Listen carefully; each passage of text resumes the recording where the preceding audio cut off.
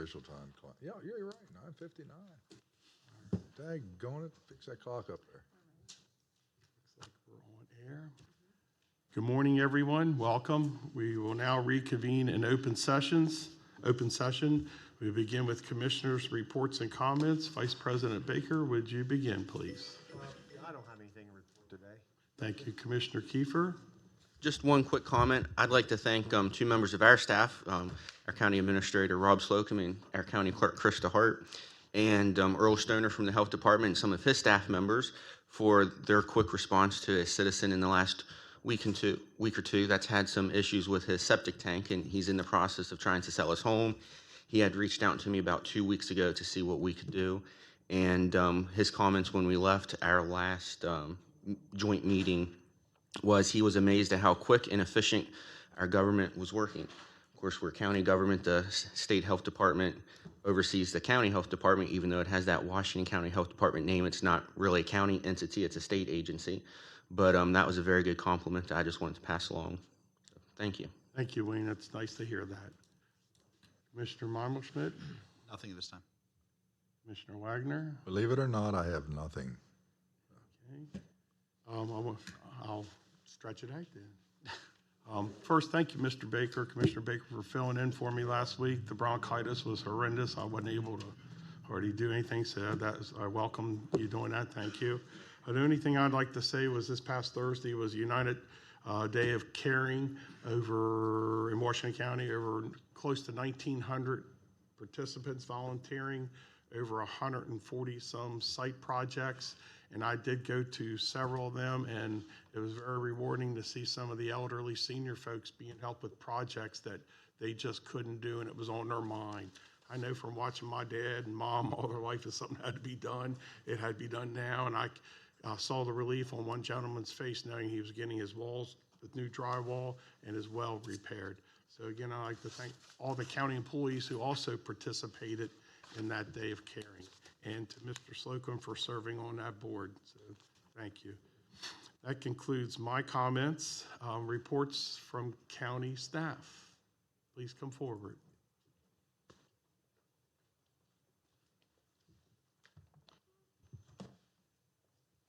Good morning. Good morning.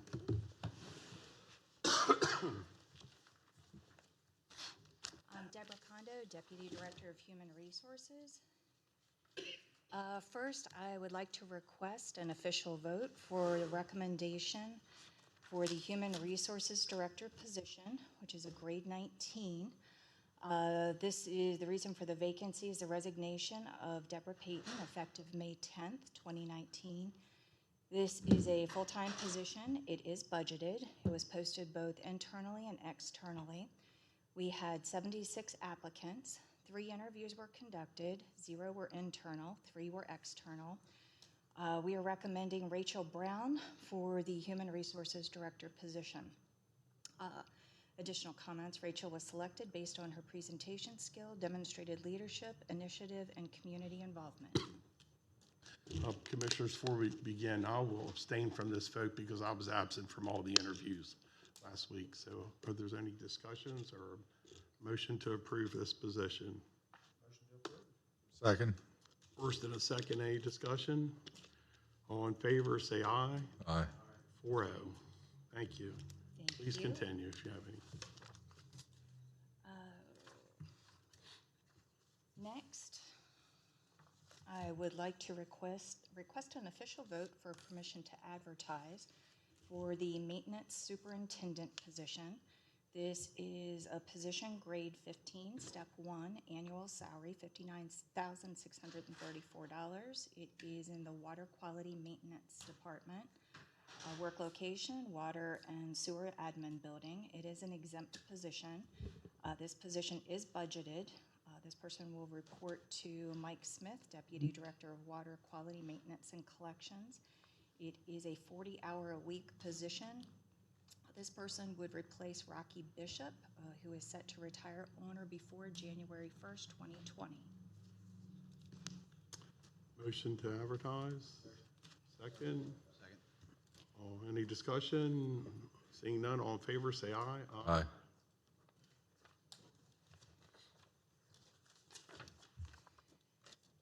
Next, I would like to request an official vote for permission to advertise the operations superintendent.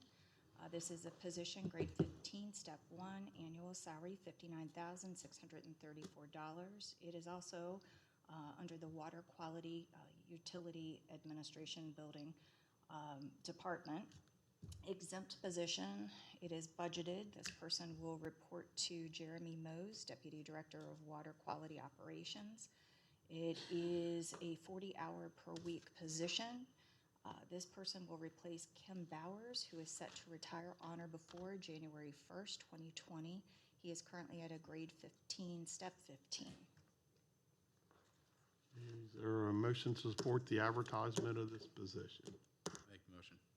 First, Second. second, any discussion? All in favor, say aye. Thank you very much. Next, I would like to request an official vote for permission to advertise the Director of the Division of Environmental Management. This position is a grade 19. It would be at a step 1, annual salary $81,120. This is also under Water Quality Utility. This is a budgeted position. This person will report to the County Administrator.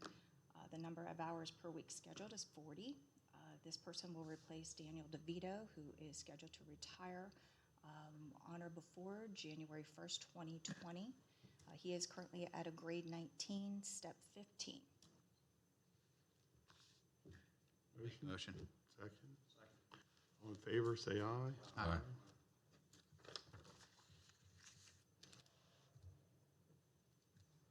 And last, I would like to announce that Tyler Price, who is a current Washington County employee, has been selected to fill the position of Building Inspector 1 in the Construction Division. I would also like to welcome Marion Beard, who has been selected to fill the position of Solid Waste Equipment Operator within the Solid Waste Department. Okay, and we need no consensus or vote for them because they're under the grade 13. Thank you for that information. Thank you. Congratulations to all. Thank you. Any other county staff for report? Seeing none? Sarah, do you have anything? Rob, do you want? Krista? I do. I'll defer. I'll like. Okay, thank you. Several boards requesting reappointments. The Washington County Recreation and Parks Advisory Board requesting a reappointment of Mr. Bradley Tritch to serve a second 3-year term through August 31st, 2022. And if it's okay, I'll just go through all and we're requesting to appoint Mr. Chris Malott to serve an unfulfilled term through November 30th of 2020, to appoint Sue Lowry to serve an unfulfilled term through November 30th of 2020, and to appoint Robin Papa to serve a first full 3-year term through September 30th of 2020. Okay, you wish for a motion for approval? Yes, please. Commissioners, motion for approval? I'll make a motion to approve the names presented. Second. Okay, first and second, all in favor say aye. Aye. Aye. Krista, anything else? Yes, we also have the Washington County Agricultural Land Preservation Advisory Board wishing to appoint Jason Hose to serve a first partial term through April 30th of 2021. Additionally, the board is requesting that you reach a consensus for a waiver on the 2 consecutive term requirement as per County Policy PR 22, which would then allow reappointment of Jeremiah Weddle to serve a third 5-year term through October 31st of 2024, and to reappoint Dean Boggs to serve a second 5-year term through September 30th of 2024. If we do that together, we'll have to include a motion to either extend the third term, or we could do them separate, I'll make the motion for the waiver of the third term. to be included in the appointments mentioned.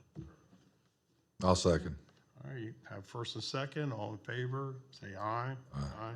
Thank you. Commissioners, we have one more request for appointment. We have the Washington County Environmental Management Advisory Committee wishing for a motion to appoint Randall Morin to serve an unfulfilled term through August 31st, 2020 on this board. Motion to approve. I make the motion. I have a first. Is there a second? Second. All in favor, say aye. Aye. Aye. Finish your report. Rob, your turn. Thank you, President Klein. A few things. First, the meeting that was postponed last week for Smithsburg will be rescheduled. We'll have an announcement out on that exact date shortly, coordinating now with Smithsburg. The Morgansville will be rescheduled. We have a meeting coming up with Morgansville that will be rescheduled very closely to the currently posted date, and that will be done to accommodate the sheriff's graduation of the academy. It's the first class of this academy. Yes, sir. Correct? Yes, sir. So that's scheduled on Tuesday at 6 p.m. as well, so we will reschedule to accommodate that. I did want to say that the county was well represented Friday at the Governor's Business Summit. In fact, of just, I believe, 2 or 3 companies were mentioned. One of those by him was Volvo for the $40+ million investment that they had announced earlier in manufacturing. So it was a very proud moment for Washington County, Hagerstown. Also learned that there may be a business that once had relocated down to Baltimore, which may be coming back to Hagerstown. So very exciting. We're going to follow up on that with both business development and public relations. I think we may have a very, very good story brewing there on the business development side. I did want to take a moment to acknowledge some staff as a team that worked exceptionally well in a very important area on fire and emergency medical services. If you haven't noticed, with your support and backing, commissioners, what's happened is that Dave Hayes, Sarah Greaves, Deb Kondo, Danielle Weaver have all worked together toward one of the strategic imperatives, if not 2, on fire and emergency services. And things that have happened in the last couple months alone, accounting procedures have been advertised, and they are underway. Audit and attestation requests for proposals are underway. We'll be receiving those soon. WCVFR, a liaison position description has been drafted, and we do have some initial approval for that position to be advertised, which is very exciting to further that relationship with Washington County Volunteer Fire and Rescue Association. We have implemented a standard review by staff for policy and procedure. Dave's office, working with HR, has worked to prepare a pre-qualification list for the SAFER grant firefighters that we hope are coming to be announced soon. All of this, yeoman's work in fire and emergency services. And finally, least we forget, collaboration with Smithsburg to ensure continuous service. Because of your support and immediate action, commissioners, that has gone exceedingly well. And I just wanted to say thank you to the staff involved in that. It was a true team effort. They had weekly meetings, which I attended some of for the past several months, and it's bearing a great deal of fruit and will continue to. There's a lot of work to continue to be done, but it will be very successful. One thing with that, and I apologize I didn't say it while Deb was here, if there are any vacant 911 positions, and because you don't meet next week, given what we're trying to do with fire and emergency services and 911, if you would mind considering the advertisement of currently vacant positions, that would be very helpful to Can I us. ask for a motion for that to give you direction? Is there a motion to cooperate with his request? My motion to approve Rob's request. Second, for any other discussion? All in favor, say aye. Aye. Rob, thank you for bringing that up. That's the front line of our first responders, so any help there that's needed, thank you for being aware of that. Absolutely. So thank you very much for your support, commissioners. Okay, thank you. Any other staff reports? I'm now moving on to citizens' participation. Please try to keep your comments from 3 to 5 minutes in length, but if you need more, we're not going to shut you down. Just be aware of our schedule. And please come forward and state your name and address. Anyone in the front row, please come forward. Gentlemen, name and address, please. Thank you. Okay, you can come up and have a seat first there. Thank you. My address is 16906 Pickwick Lane, Hagerstown, Maryland. Been a resident of Washington County for 54 of my 66 years. Thank you. My name is Roger Vincent. My address is 16845 Longfellow Court, and I've been a resident for 14 years. Thank you. Please begin. Okay, thank you. Before we get started on what we're here to talk about, which is the automobile trailer campground taxes, I'd like to mention something that happened last night that we've been fearing as residents of Lakeside Park for a long time. Last night, a pedestrian was killed walking on Stotler Road. Stotler Road's a very narrow road. It's the only way we have in and out, which really has no bearing on the severity of what happened last night. But it's a very narrow road. There's a trucking company on it. There's a crane business on it. And fortunately, none of them were involved in it last night. The road is narrow to begin with. It's even narrowed more because there are guardrails on both sides of the roads that pushes the people into the traffic. And unfortunately, last night, we lost a resident at that location because of that. Okay, so I'd like to have you consider having that checked, see if there's anything that you'd be able to do to correct that from happening again. And again, it's been a long time concern, and we probably should have mentioned it before something happened. Okay, thank you. Okay, I want to talk about the automobile trailer tax issue. And we were in last Tuesday, so I'm trying to find it. I'd like to know if anything's been done in the last week on that. Mr. Downey, I would yield to you. Or Rob on that? I've drafted a letter, reviewed Mr. Hershey's letter that he provided and some of the documentation, so. Yeah, one of the reasons we asked for your address so we could get you and keep you updated. Normally, we don't take a lot of back and forth questions, but I know this, I've been talking to some of your residents. I know that you're heated and passionate. Okay. So I don't want it to entirely break protocol, but we'll get information to you. But believe me, I've talked to the chairman of the county delegation. I've spoken to these gentlemen, so it's on the burner. Okay. So, Well, I'd just like to remind you that since it's on the burner, every week that passes by, you obligate us to $13,609.50 a week in misapplied and what we consider misappropriated taxes. Okay? please continue. Thank you. Now, again, it's a 56-year-old resolution developed in 1963 for campgrounds. One inside the campground resolution, it defines mobile homes. Okay, as having axles, wheels, be able to travel on the roadways. Again, our homes are not able to be mobile. They've never been mobile. They don't have licenses. They can't have licenses. And in addition to this, they're parked on permanent sites that are located in Lakeside Park. In no way can you consider Lakeside Park a campground. There's not any sites for transient campers in any way. All right, again, as I explained to you before, this comes down to how the State Department of Assessments and Taxations treats mobile homes. Correct. And I'm reading from the assessor's manual for the Department of Assessments and Taxations. A mobile manufactured home will not be assessed as real property if it is unoccupied, for sale, and disconnected from utilities or located in a rented space in a mobile manufactured home park. So it has been the state's determination that mobile homes are subject to the tax because they are not assessed as real property. Okay.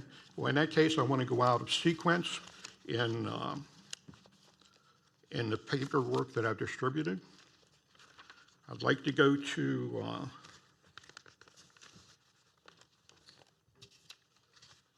where did it go?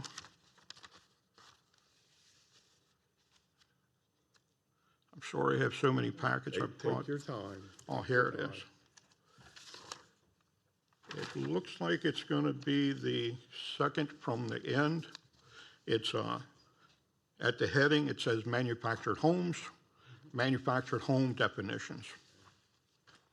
Okay. Again, this tax specifically says mobile homes. Okay, and it defines a mobile home. Since June the 15th, 1976, there has not been a mobile home manufactured in the United States. It is considered manufactured housing. Okay, now I realize that you're concerned, and it's already listed. It says it's defined by the state, but this actual letter and information defines it the same way. It's basically a house that's able to be manufactured in a facility, delivered using wheels and axles. Once it's delivered, the axles, wheels, and often the hitch is being removed. And it's our contention that the law, even if it's superseded by the other one, the state law, is not fair. Being a sex, what you've essentially done is turned our property, our personal property, into real property. Real property rates are only 99.8 cents a hundred. Okay, and again, we're getting taxed at 15% of the rent. Currently, that turns into $799.20 a year. That in turn, if you take and transfer it to the real property tax rate, that turns into a rate on a $79,992 home or piece of property. Now, I can say with relative certainty that there's not a single home in Lakeside Park that if it were taxed at real value does not come to $80,000. And when you institute this tax, it's not being fairly applied. I can tell you that there's many more homes that are worth $2,000 to $5,000 in that park than there are anything that's even close to $80,000. And we're paying the same amount of tax as someone in an $80,000 rental. Okay, does that strike you as being on? On top of that, if this tax has been undisclosed, although I have found out that some members were aware of it, okay, being an undisclosed tax, and I'm going to use myself as an example. I've been in the park 4 years. I don't know anything about this tax. I'm paying this tax. I'm not getting billed for the tax. I'm not receiving a receipt for the tax. Do I take it off my federal tax? No, I don't know about it. How do you claim a tax on your federal tax if you're not getting a billing, you're not getting a receipt, and you know nothing about it? Okay, now on top of that, let's talk about the 15%. The 15% is really crazy. Even the hotel tax that's in Maryland or in Washington County is only 6%. Okay, now to just let you know, I've been in the park 4 years. Have had my rent increased 3 times out of those 4 years. That means my contribution to the county has increased a total of 18% over 3 years. Now, if you're going to treat it like real property in the state of Maryland only gets reassessed every 3 years instead of every year. If we get a rent increase every year, 6%, it's right in our lease.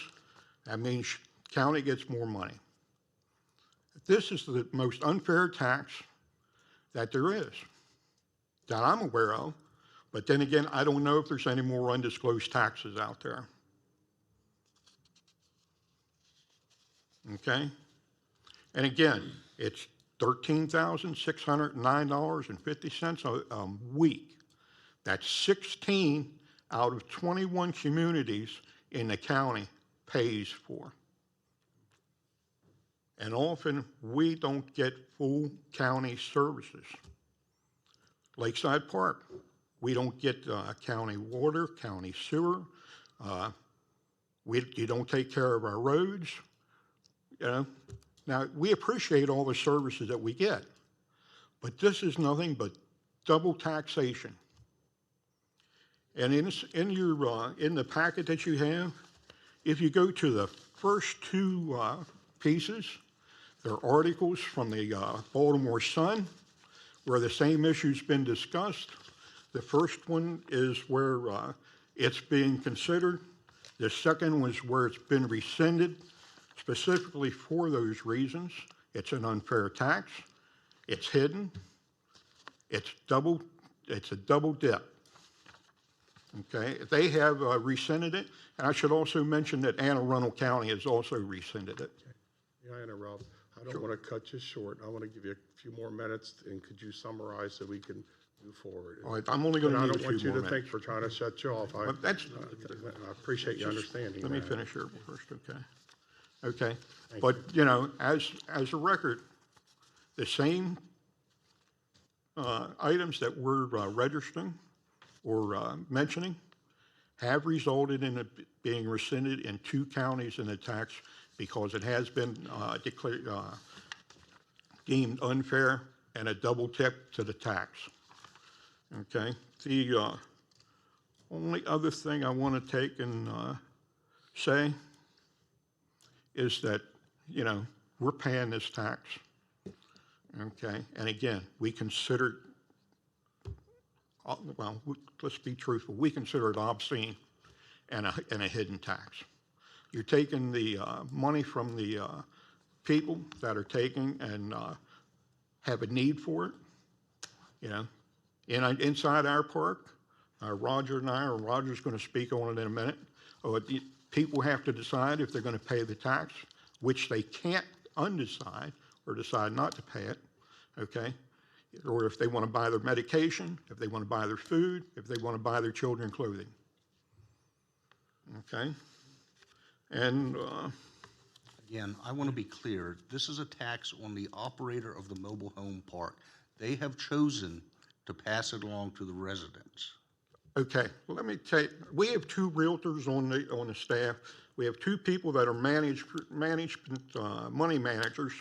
And if one of them could tell me that if a company has a tax, and if they don't pass that tax on to the consumer, does anybody think that would be crazy or normal? Anything that's associated or taxed on a business is automatically passed to the consumer. It's a cost of doing business. Okay? It's just that simple. And again, I think what he was, part of it was implying is that what you were talking about is you can't write this tax off and you didn't know about it. Well, then no matter what, you wouldn't be able to write it off because it's not a tax to you, it's a tax to the business. So even if they're passing it through and showing it to you, it's still not your tax. So I think that's what one of the things he was implying. How is that figure? Can you tell me that if I'm taking and paying a tax, Well, okay, you're that technically the not business is actually paying it? They're collecting our tax, our monies, and forwarding it to you. correct, but the tax is still burdened upon them. That's what Well, it is. again, do you think a business is going to accept a burden without passing it on to the consumer? That's exactly what I said. Yeah. He passed it along to you. So it's not your tax, but he passed it along. So we're agreeing in that statement. In all Okay. fairness, can we move on to Roger? Thank Okay. you.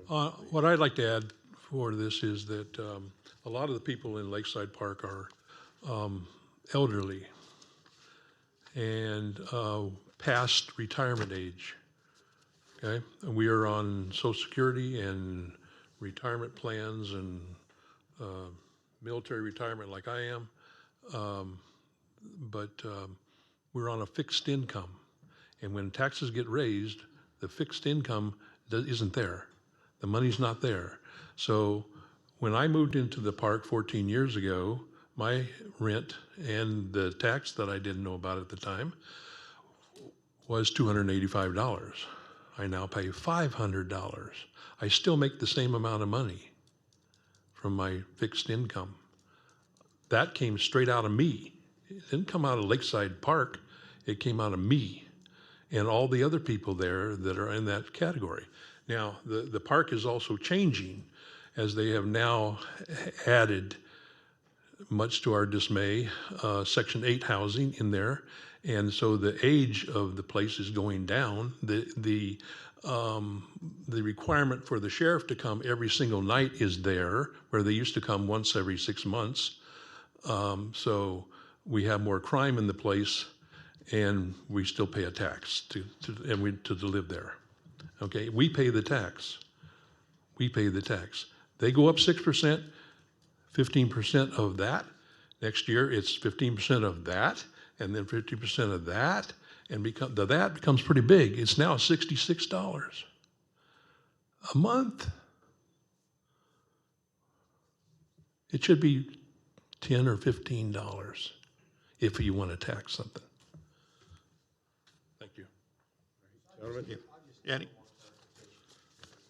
commissioners that are making this tax or state legislators that are making this tax? In 1963, the county commissioners levied a tax on operators of mobile home parks.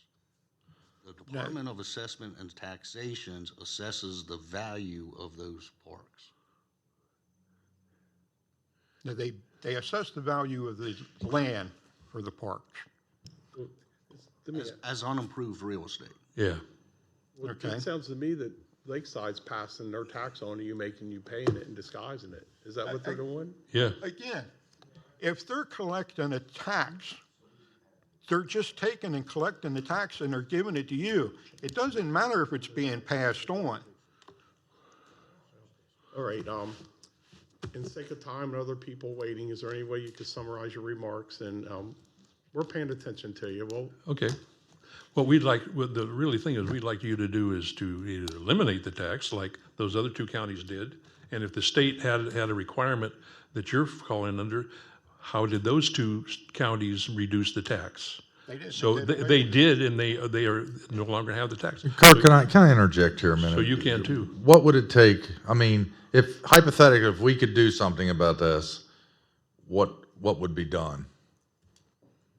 I'm going back to Terry's question. What could be done if we hypothetically were going to help with this issue? You could abolish the tax, you could set it at a lower rate. The revenue stream is approximately $550,000 a year. That's something to consider. That's a county revenue stream. That's what we receive, yes. County in total. revenue stream, $600,000 a year based on payments from 16 of the 21, So the answer would be, excuse me, sir, the answer would be you could do away with it, you could change the percentages, You could keep it the same. and that's in the county commissioners, Revenue stream. right? Yeah. I just like to We're asking mention, you to do that. I just like to mention in closing, and it will be my closing.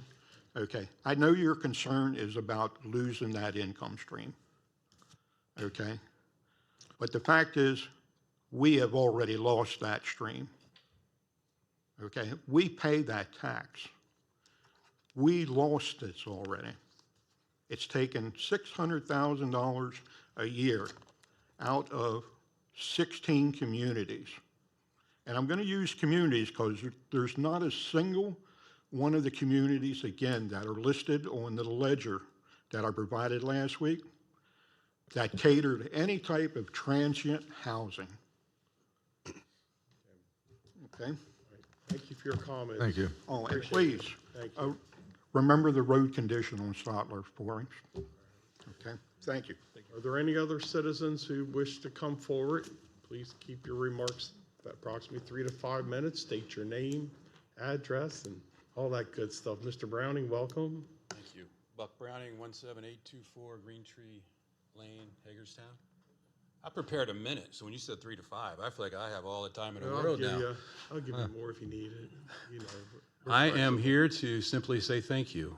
In July, the commissioners provided $150,000 to the community center at Fort Ritchie, out of the Penmar account and through Mr. Slocum, a letter he wrote, and some other good people, we have received a $35,000 grant from the Rural Maryland Council to provide job skills for teens, soft skills, not welding and things like that, but skills such as how to look people in the eye, how to answer a phone, how to shake hands properly, how to dress appropriately for work.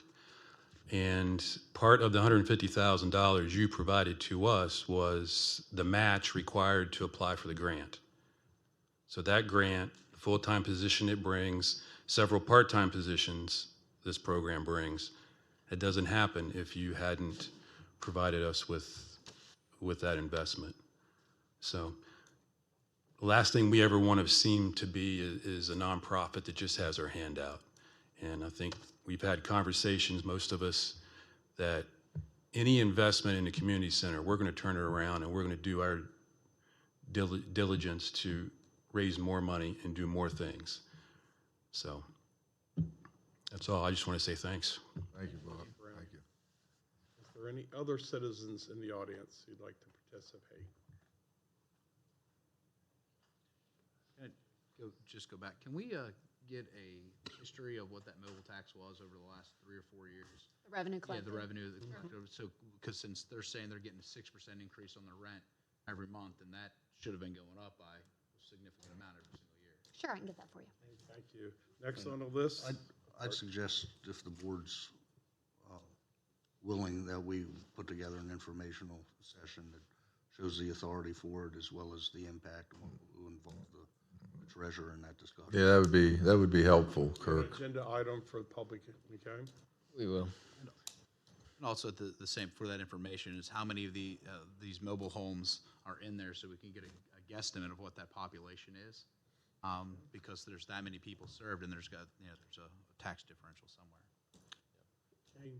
Next on the agenda is the presentation Careers in Construction. Would you folks come forward and introduce yourself and briefly tell us about the day?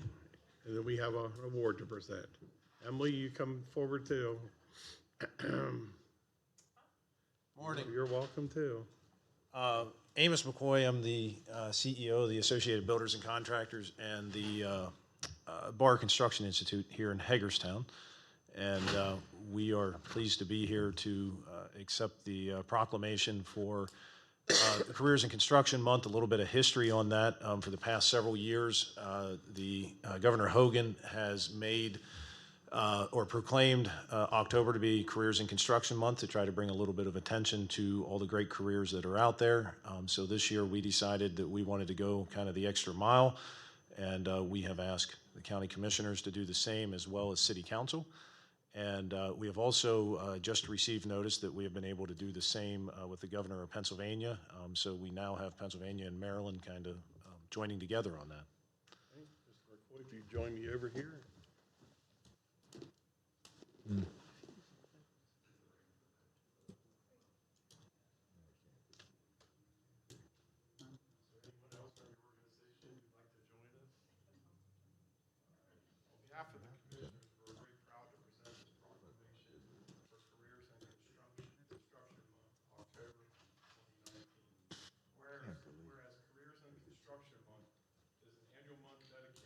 Designated to increase public awareness and appreciation of construction craft professionals and the entire construction workforce. Whereas during this month, employers, associations, and schools are encouraged to conduct job fairs, panel discussions, and local community events to inform students of the vast employment opportunities in construction. And whereas the construction industry is one of our nation's largest industries, employing more than 5 million individuals in the U.S. And whereas the construction industry needs 1.4 million new craft professionals by 2022. And whereas we are pleased to honor the construction craft professional in a critical role they play in the development of Washington County. And whereas NCCER was created by the construction industry to standardize training and enhance the industry image by promoting the hard work and dedication of our nation's craft professionals. And whereas The mission of NCCER's Build Your Future initiative is to narrow the skills gap by guiding America's youth and displaced workers into opportunities that lead to long-term, rewarding careers in construction. And whereas the goal of Build Your Future initiative is to shift the public's negative perception about careers in the construction industry and provide a path for individuals to become craft professionals.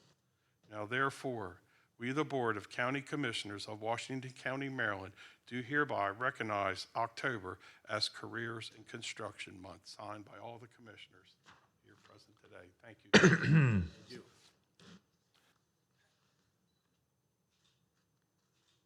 And commissioners, may we now have a photo of all of us up front?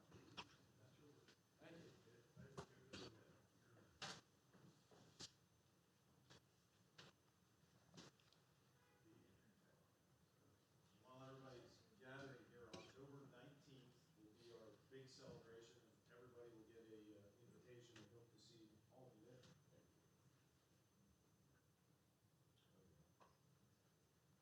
There we go. All right. 1, 2, 3. Thank you. Thank you very much. Thank you. Thank you. Thank you.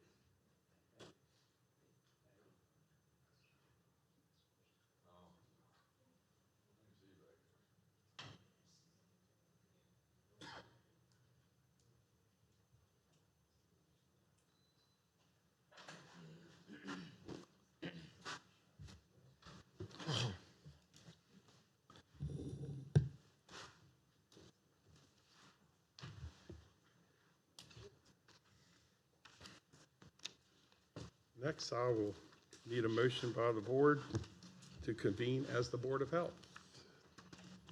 Motion to convene as the Board of Health. Second, all in favor, say aye. Aye. Aye. Mr. Stoner, welcome. Please introduce yourself. Earl Stoner, Health Officer for the Washington County Health Department. Dan Triplett, our Administrator.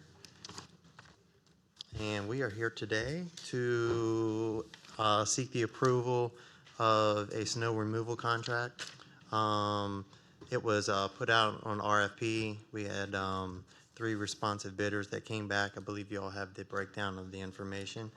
And the lowest bidder was, excuse me, J&R Services out of Smithsburg, with a low bid of $1,555. The contract award would be for 1 year and 4 renewable options. Commissioners, any comments?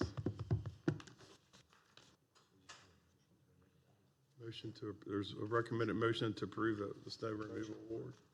Second. First and a second, any other discussion? All in favor, say aye. Aye. Aye. Thank you very much. Thank you. Mr. Stoner, before you Yes. leave, I just wanted to say real quick, thank you. During Commissioner comment times, I thanked you and your staff, as well as our staff, for your quick response to our citizen who had been having trouble with his septic tank and the process of selling his home. And I just remarked on his comments when we left that meeting of how quickly our government bodies had acted on his request. And so I just want to thank you and your staff. And I forget their names, but if Thank you you. could take that message back I will to them. relay that. Thank you. We appreciate it. Thank you. Anytime, give us a call. Thank you, gentlemen. Seeing no more Board of Health, I need a motion to reconvene as the Board of County Commissioners. Their motion. Motion to reconvene as the Board of County A Commissioners. second. Second. All in favor, say aye. Aye. Aye. Next on our agenda is the Washington County Agricultural Land Preservation Advisory. Mr. Boggs, please introduce yourself and your item. Good morning, Chris Boggs, Land Preservation Planner, Department of Planning and Zoning. With the help of Krista and Deb in our office overlooking these new drafts of the bylaws, it looks like the main gist here was to bring them up to date and make them consistent with the other bylaws in the county. There were very few changes to our bylaws as they sat, mostly just adding the word land in about 10 different times. But generally, they're the same, and the recommended motion is to approve them as changed. Commissioners, any questions for Mr. Boggs? Was there one change other than land that we might be interested in? The only major, I mean, which I don't think is major because this is how we've been running the board for years now, is the original bylaws stated that there was to be a monthly meeting. Okay. With the advent of email and telephone conferencing and the fact that the original bylaws were approved in 1980, we only really need to meet a few times a year as needed, if you will, in order to take care of the major business, you know, with the hour or 2 hour meetings. Generally, if we have a minor issue that comes up and it's just a single item, we can do an email vote or over the phone vote, and I record those and amend the minutes from the previous meeting so that when we bring the minutes for approval at an official meeting, you know, everybody knows what has occurred between the last meeting and the meeting we're at. So Thank you. that's the biggest thing in there. Commissioners, any comments? If not, I'd motion to approve the bylaw change. second. First and second, any further discussion? All in favor, say aye. Aye. Thank you. Thank you. Next up, construction bid award, parking facility at 49 Jonathan Street. Mr. Hobbs, good morning.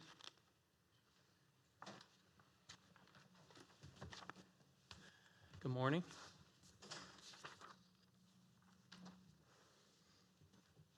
Scott Hobbs, Director of Engineering. I'm here to recommend the board award the Jonathan Street Parking Facility contract to the lowest responsive bidder, Advantage Landscape and Construction of Hagerstown, Maryland, in the amount of $168,510.92.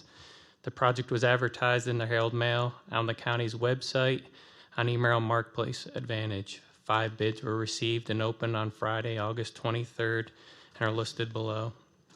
The bids have been evaluated, and the low bid from Advantage Landscape and Construction is in order. The engineer's estimate for this work is $175,000.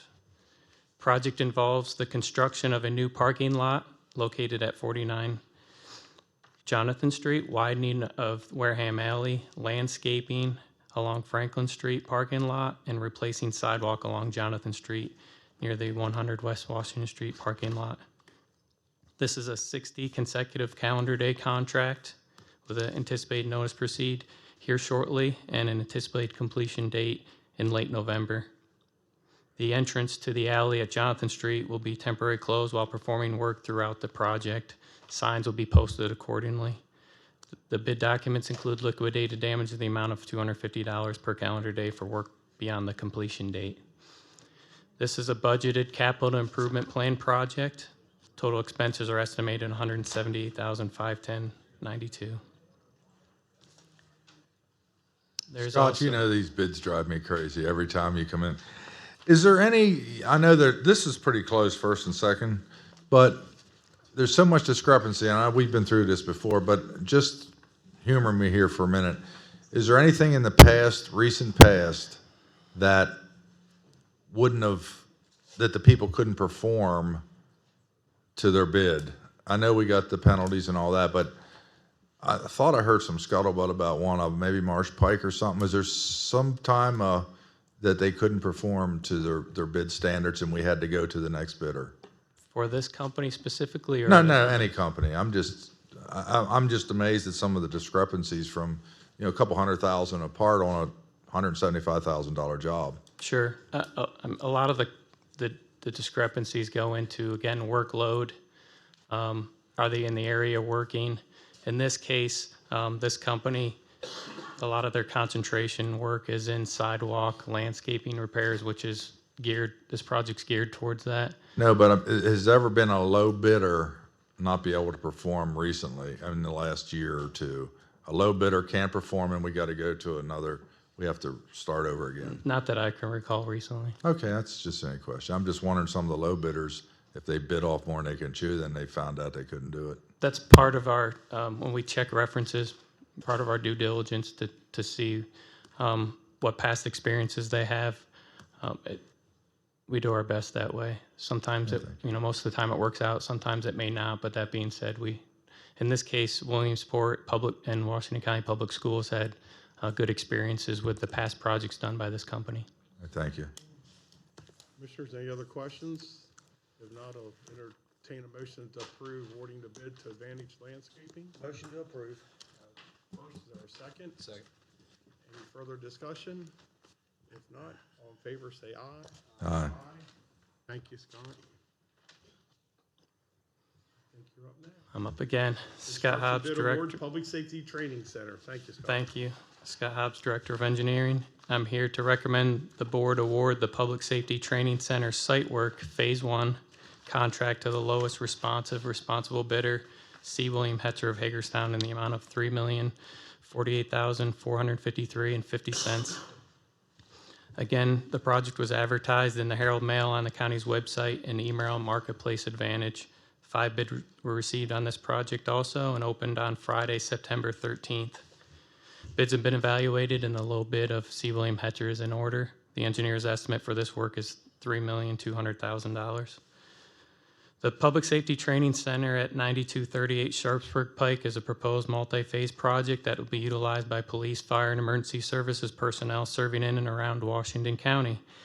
The first phase involves site work, utilities, and paving. Phase 2 of the plan, anticipated to begin in the spring, involves construction of the training building with classrooms, offices, kitchen, weight room, locker room, and storage space. The Phase 1 project that we'll be discussing here is a 180 consecutive calendar day contract with an anticipated no receipt in October and a completion date in the spring of 2020. Bid documents include liquidated damages in the amount of $500 per calendar day for work beyond that. This is a capital improvement plan budgeted project, and I have concurrences with the Director of Emergency Services and Washington County Sheriff. This is the first phase of this project. There's a map of the layout of the land. This will be in the front portion of the project where we'll be site grading utilities to set up for the building work next year. Also the roadway, we've had coordination with State Highway Administration as far as the entrance. So with that, if there's any questions. Scott, this has been a project, I guess, many years in the making. It's good to see we're going to be digging some dirt here pretty soon. Phase 1, we're planning this project in phases for budgetary reason. What services will the Phase 1 build out allow for? We have a lot of ideas for that property. What will Phase 1 encompass? Phase 1 site works directly related to the training building. Okay. So the utilities will be set up towards the building. So when the next phase, Phase 2, which is the training, approximately 30,000 square foot training building currently in our plan, when the next project is bid here in the spring, we'll be able to move forward and have the site pad set and ready for that building to go up. Phase 2 is in the spring. Phase 2 is in the spring. We wanted to put this bid out for budgetary reasons, see where we are, see where if we're falling near budget, within budget, beyond budget, and then work this year to see where that takes us, and then prepare for next year with the larger project. Commissioners, any other comments? Yeah, I did want to say, Commissioner Kiefer, in addition to what Scott said, it gets you an entrance in and out, and it gets the utilities hooked up, and it gets a great deal of the rough grading. So while it doesn't do future phases, it does lay the groundwork for the ultimate future of the entire parcel. So Correct. It's a heavy investment into the long-term future of the property. Very good. All right, I'd entertain a motion to have this approved. Motion to approve.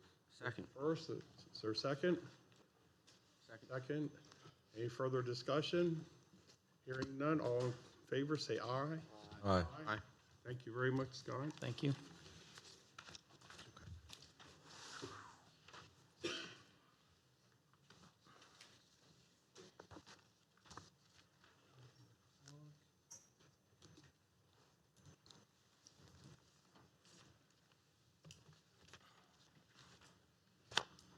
Let me just go forward and do the Greens of Hamilton Run thing. We'll do Hamilton Run because we'll have the public hearing at 11. We'll keep it right at 11. We have a public hearing at 11, but we're going to move forward and do a Hamilton Run, or is that what you're here prepared for? Sure. Sure, please proceed then. At 11 o'clock, we'll get the public hearing on time by what we advertised. Good morning, Commissioners. Todd Moser, Real Property Administrator. Conveyance of property at the Greens at Hamilton Run. Move to approve the acceptance of 11.6 acres of Board of Education property at the Greens at Hamilton Run and convey this acreage to the City of Hagerstown for the continued use of the golf course. The City of Hagerstown is requesting the Board of Education convey the 11.6 acres to the city for zero consideration. 3 holes on the golf course are currently located on the Board of Education property to the rear of Pangboard Elementary School. In order to follow the State Interagency Committee IAC on school construction guidelines, the property must be first conveyed from the Board of Education to the county and from the county to the City of Hagerstown. The IAC has approved the conveyance of land to be used as a golf course. The land would revert to the Board of Education if the land ceases to be used as a golf course.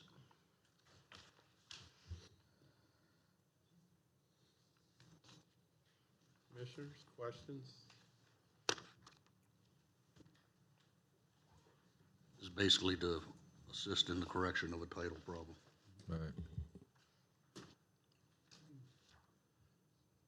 Make the motion to approve the acceptance of the 11.6 acres from the Board of Education. I'd second it. There's a second. And convey it to the City of Hagerstown for Okay, I have a first and a second. Any further discussion? Hearing none, all in favor, say aye. Aye. Aye. 5-0. Thank you.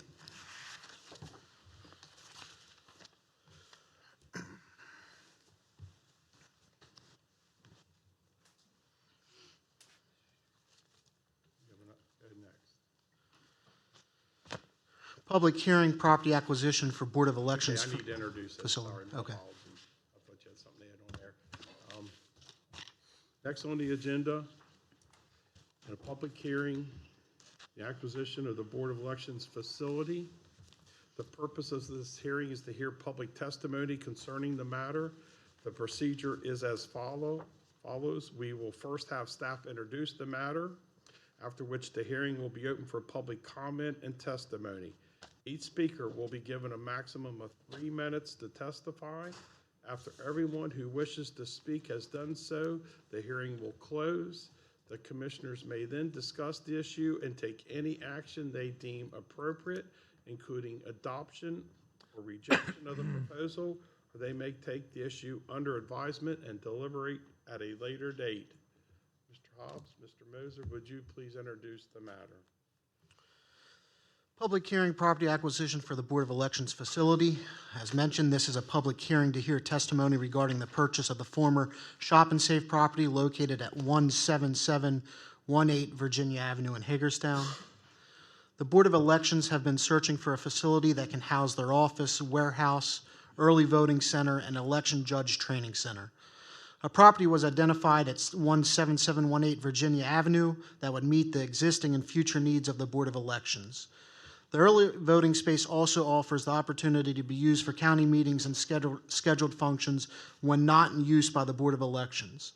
The former Shop and Save grocery store, consisting of approximately 32,000 square feet of space, was listed on the open market for $1.9 million. The county has entered into a purchase agreement for $1,250,000 through negotiations with the seller. The property last sold for $1,529,000 in September 2016. I also have a recommended motion to move to approve the purchase of 17718 Virginia Avenue for the future Board of Elections facility, and to approve an ordinance approving said purchase, and to authorize the execution of the necessary documentation to finalize the acquisition.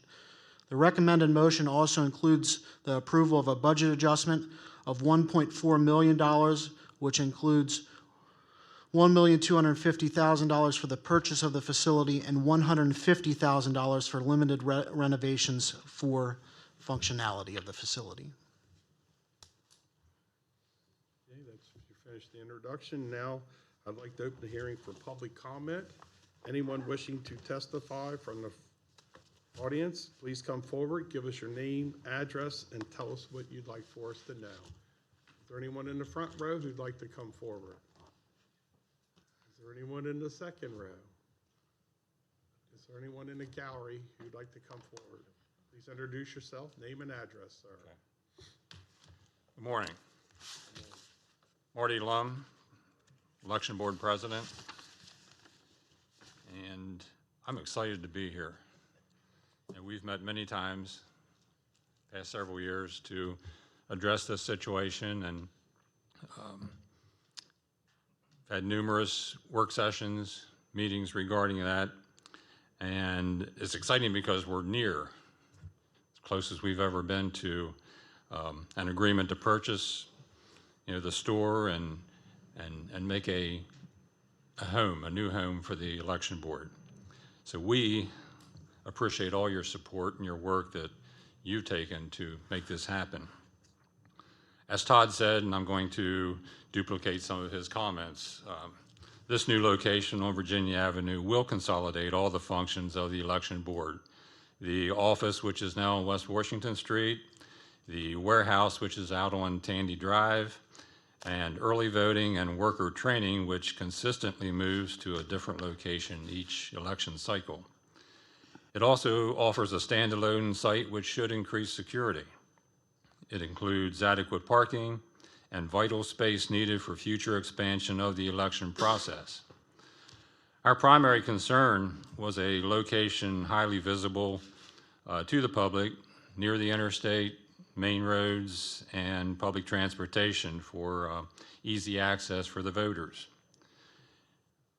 Also of primary concern is we wanted to be removed from the shadow of the county prison and sharing space with the Day Reporting Center for Drug Offenders.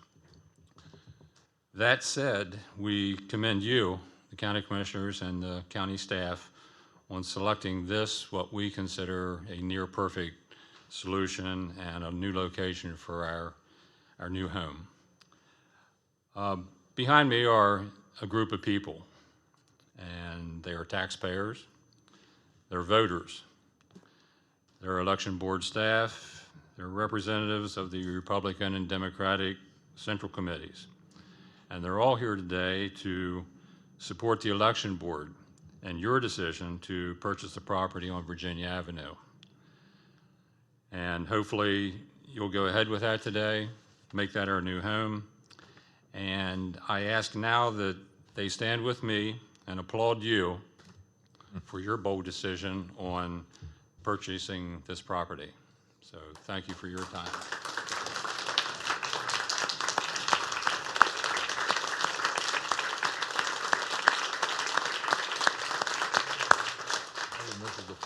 Thank you, Marty. Thank you. Is there anyone else from the audience? Kay, words? Please come forward. We'd certainly like to hear from you. Pardon me? Kay Rabusi, the election director. Marty's right. This is a happy day, and we do appreciate everything that you all have done, worked with us over the years.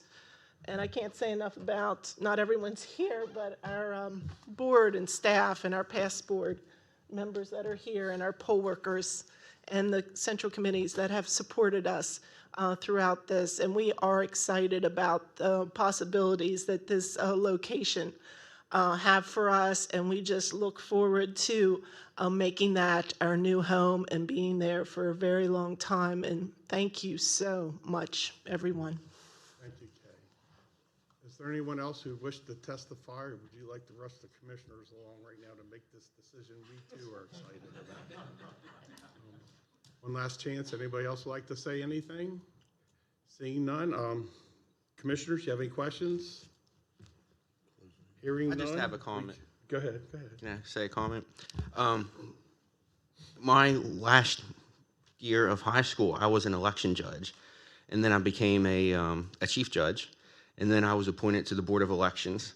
So I know the need. I've kind of seen it come full circle now, which is really good. Our Board of Elections, Marty actually and I worked at the same precinct together for a while when he was an election judge. I think he may have been a tech judge. He knew the computers hands down, so he was a good person to have on the team. And Kay, of course, worked with Kay from 15 years now, I guess.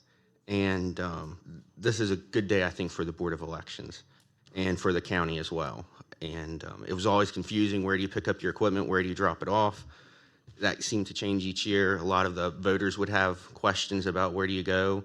And I guess we have an answer for them now, which is really good. So I'd like to make a motion. Well, I got to close the public Yep, that's hearing right. first, then we. Well, I got one comment. Is there any chance of me drawing the next 100-foot line around there instead of y'all, okay?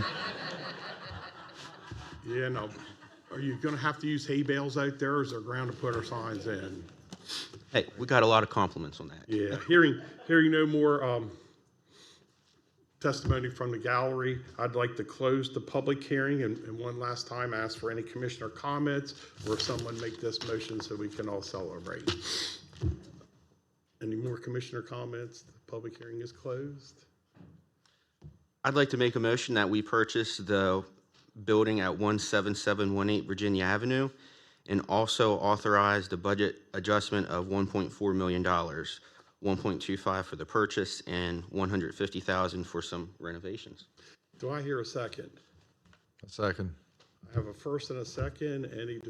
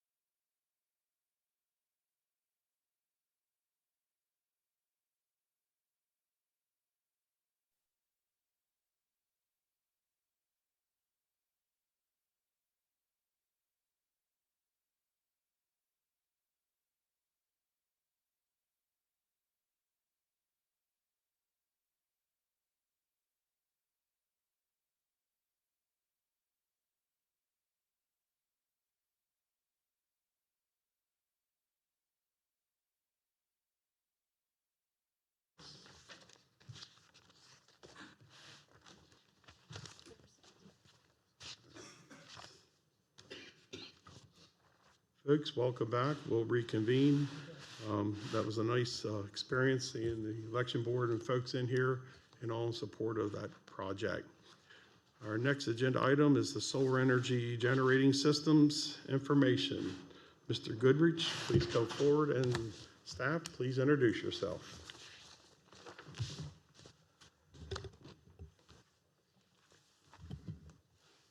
Good morning, everyone. Steve Morning. Goodrich, Director of the Department of Planning and Zoning. I have with me our Deputy Director, Jill Baker, from the Department of Planning and Zoning, and also Les Knapp, who's the Legal and Policy Counsel for the Maryland Association of Counties, or MACO. There has been much discussion and concern and questions about solar energy locally and statewide in the past couple of years. When we began planning this presentation, we knew that there was some misunderstanding or some misconceptions about how Washington County managed solar installations, whether they were individual property owners or large commercial or industrial grade installations. So that was one of the motivations for preparing this presentation. There are actually two motives: to dispel some of those questions about what we do locally, and also to seek feedback from the Board of County Commissioners as to your opinions about how you'd like Washington County to participate in the state process in approving solar facilities. So first, let's put some questions or misconceptions behind us about the local process, and I want to do that by explaining what the process is. Washington County does have a well-defined process to manage several different types of solar facilities.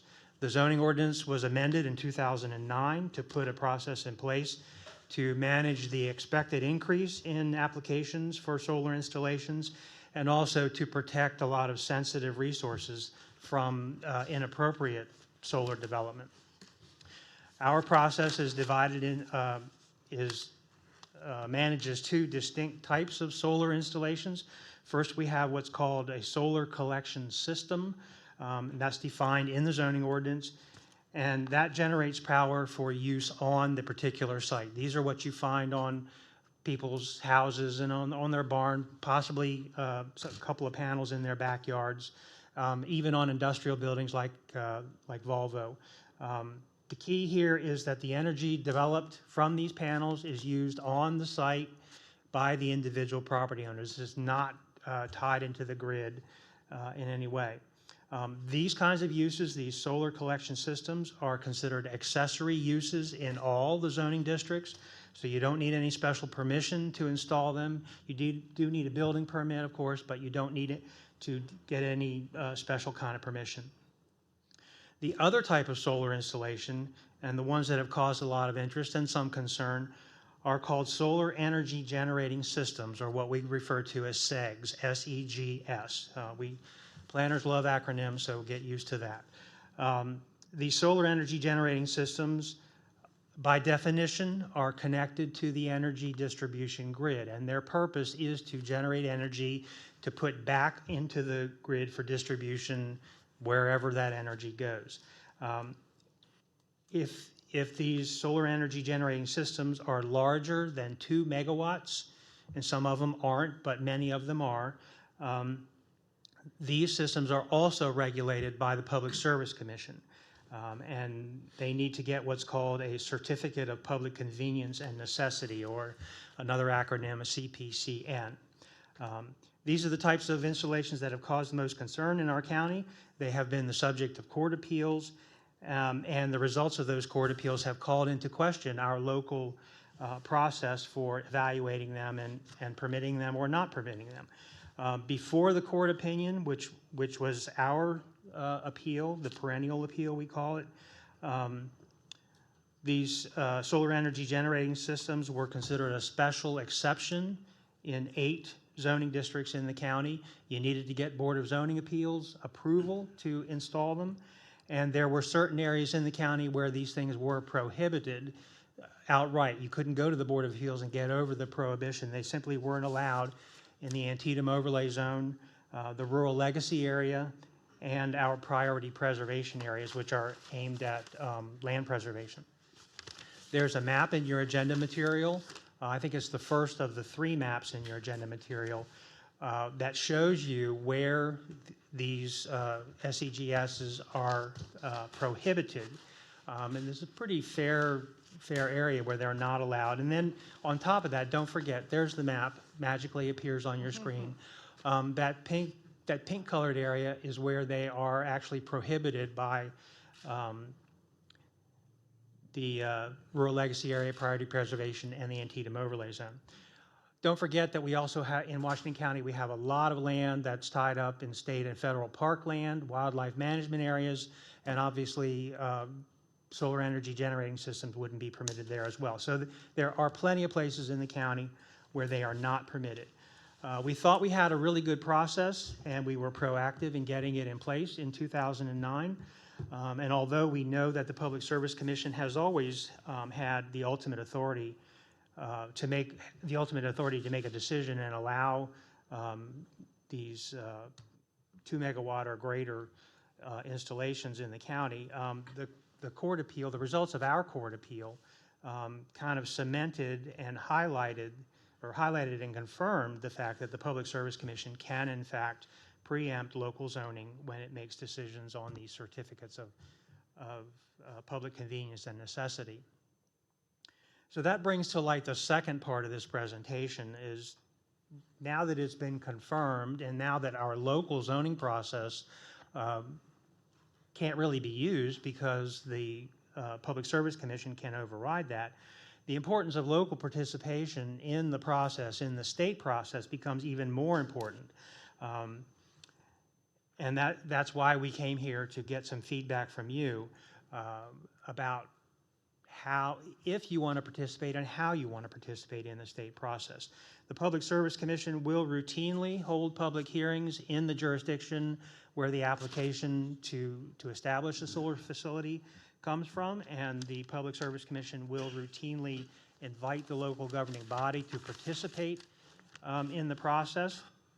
So if we are to have any influence at all on the Public Service Commission's decision to approve or not approve a generating system, we need to make the local concerns and our local issues known to the Public Service Commission and take advantage of the opportunity to participate. So that's what we're looking for your feedback as the local governing body on your desire and method to participate.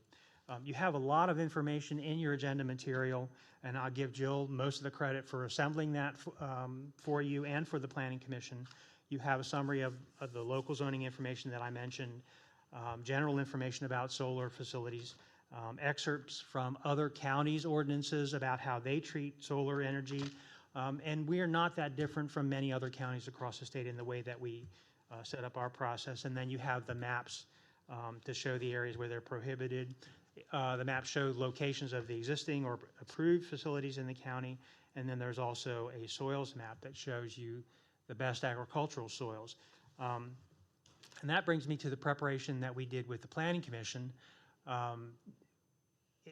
In preparation for this presentation, we went back to the Planning Commission and asked them if there were any other areas of concern to discuss if we develop a local process to participate in the state process.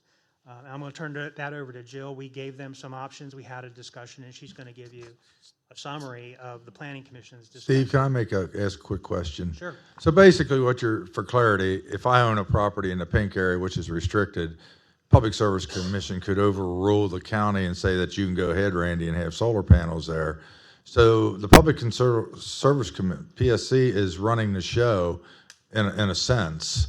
And what we did at planning is all we're going to be doing is making our suggestions and our criteria to the Public Service Commission and hope that they realize that when they're making rulings. Is that correct? That is all correct with one exception.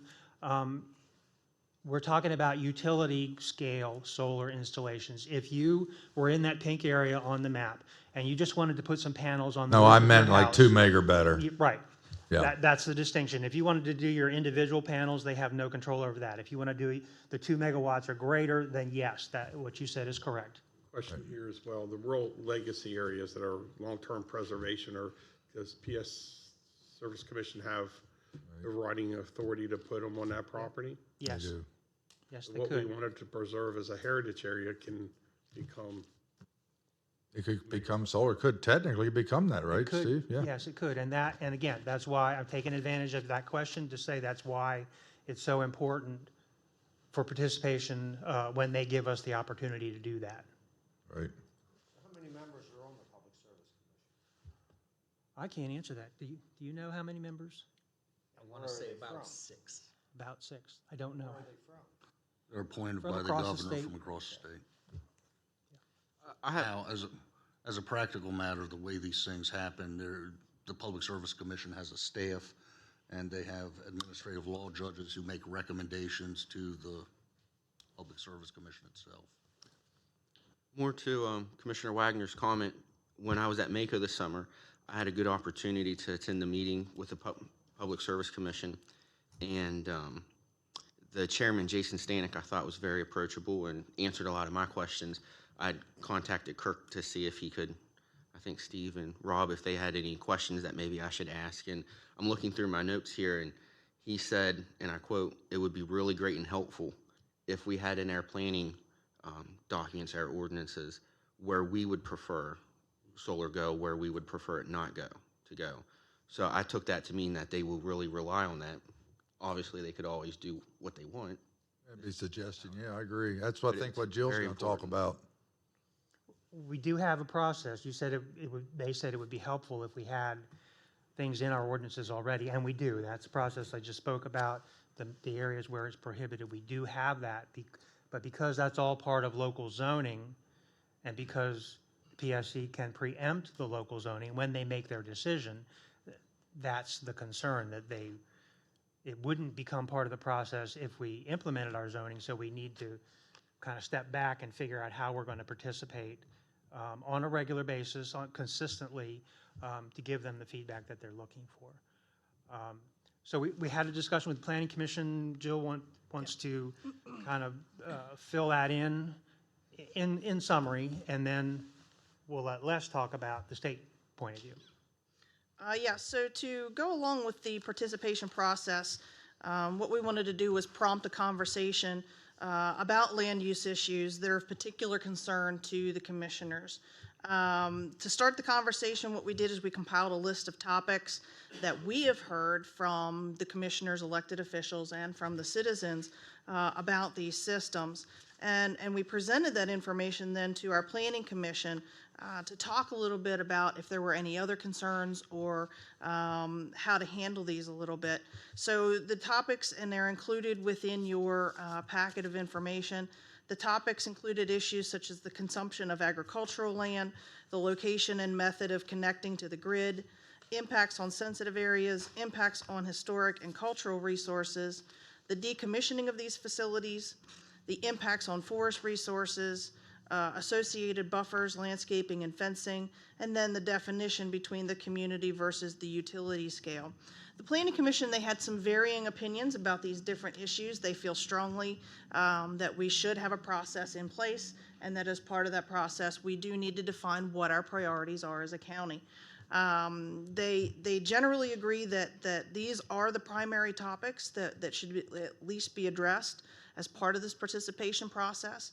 But we are here seeking your opinions about not just the involvement in the process, but when we do get involved, if we do get involved, what our priorities are, and what our issues are with regard to land use in the future, and issues that our citizens may see as well.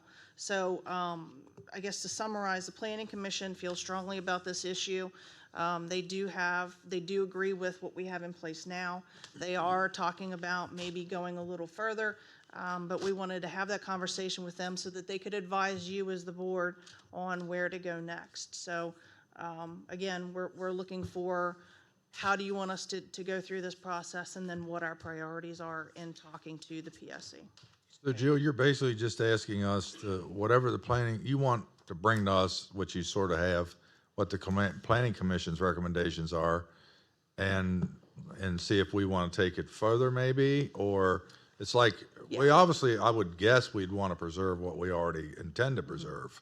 You know, rural legacy, CREP, et cetera, et cetera. I would think that would be a recommendation. That's just me talking, but that's what I would think. That'll probably be a further discussion for later about how far in depth we want to go with this. What we wanted to do today was at least broach the topics with you and what we have talked about so far, and just basically receive some feedback as to whether or not you feel that those are topics that we should be addressing. And then if you have any additional topics that you may have heard from your goings on in the community and so forth. So I don't think we need to address details today. We can obviously get into depth with that, but we are seeking any feedback that you may have about what your priorities are, you know, either in addition to or maybe even a change in what we have.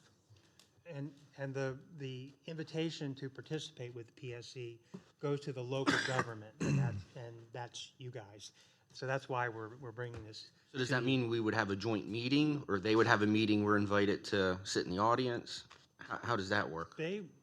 It's a little vague, but they, generally when we talk about it, we describe it as the PSC will invite the local government to sit with them during the local public hearings. We're not 100% clear about whether that means you will sit at the table with them or you will be in the audience. We can clarify that if that's a key issue. But you can be at the table with them. You can be at the table. But they do formally invite the local government to participate at each application review. Before we go on to Les, I just want to point out that those issues that Jill enumerated, they're in your agenda material under the heading of topics for discussion, and they're on that same page with the chart that has the blue lines at the top. The topics for discussion is the next item listed there if you need to refer to them specifically. We invited Les because he has because he represents MACO, which has a really good handle on local governments and how they feel about solar energy, and MACO, of course, has its own position about solar installations as well. So I'll turn it over to him. Good afternoon, Commissioners. Happy to be out here. Anything that gets me out of the MACO office is a good thing, and I had a wonderful drive up here. I want to briefly cover 5 topics that I was asked to touch on today. First, where is Maryland heading with renewable energy? There's no question renewable energy, solar, wind in particular, are going to play a huge role in Maryland's energy future.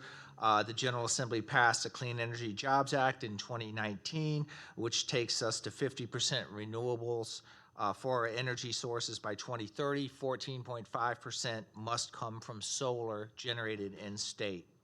Second, Governor Hogan also introduced a separate standard, the Clean and Renewable Energy Standard, or CARES, that will take us to 100% clean energy by 2040. Now that includes renewables, solar and wind, but also other zero carbon emitting technologies such as large-scale hydro, the Conowingo Dam, nuclear, and biomass. So between both the administration and the General Assembly, everybody's already committed and is working towards a renewable energy future. And this affects all counties, urban, suburban, and rural, and even municipalities I've had to consult with and talk with as they've seen some utility scale projects proposed either within their boundaries or within their agreed upon growth areas with the counties that they would annex in at some point and expand. What is MACO's position on solar siting? We've worked for several years to develop this. MACO generally supports solar development as long as local zoning and siting requirements are part of the project approval process.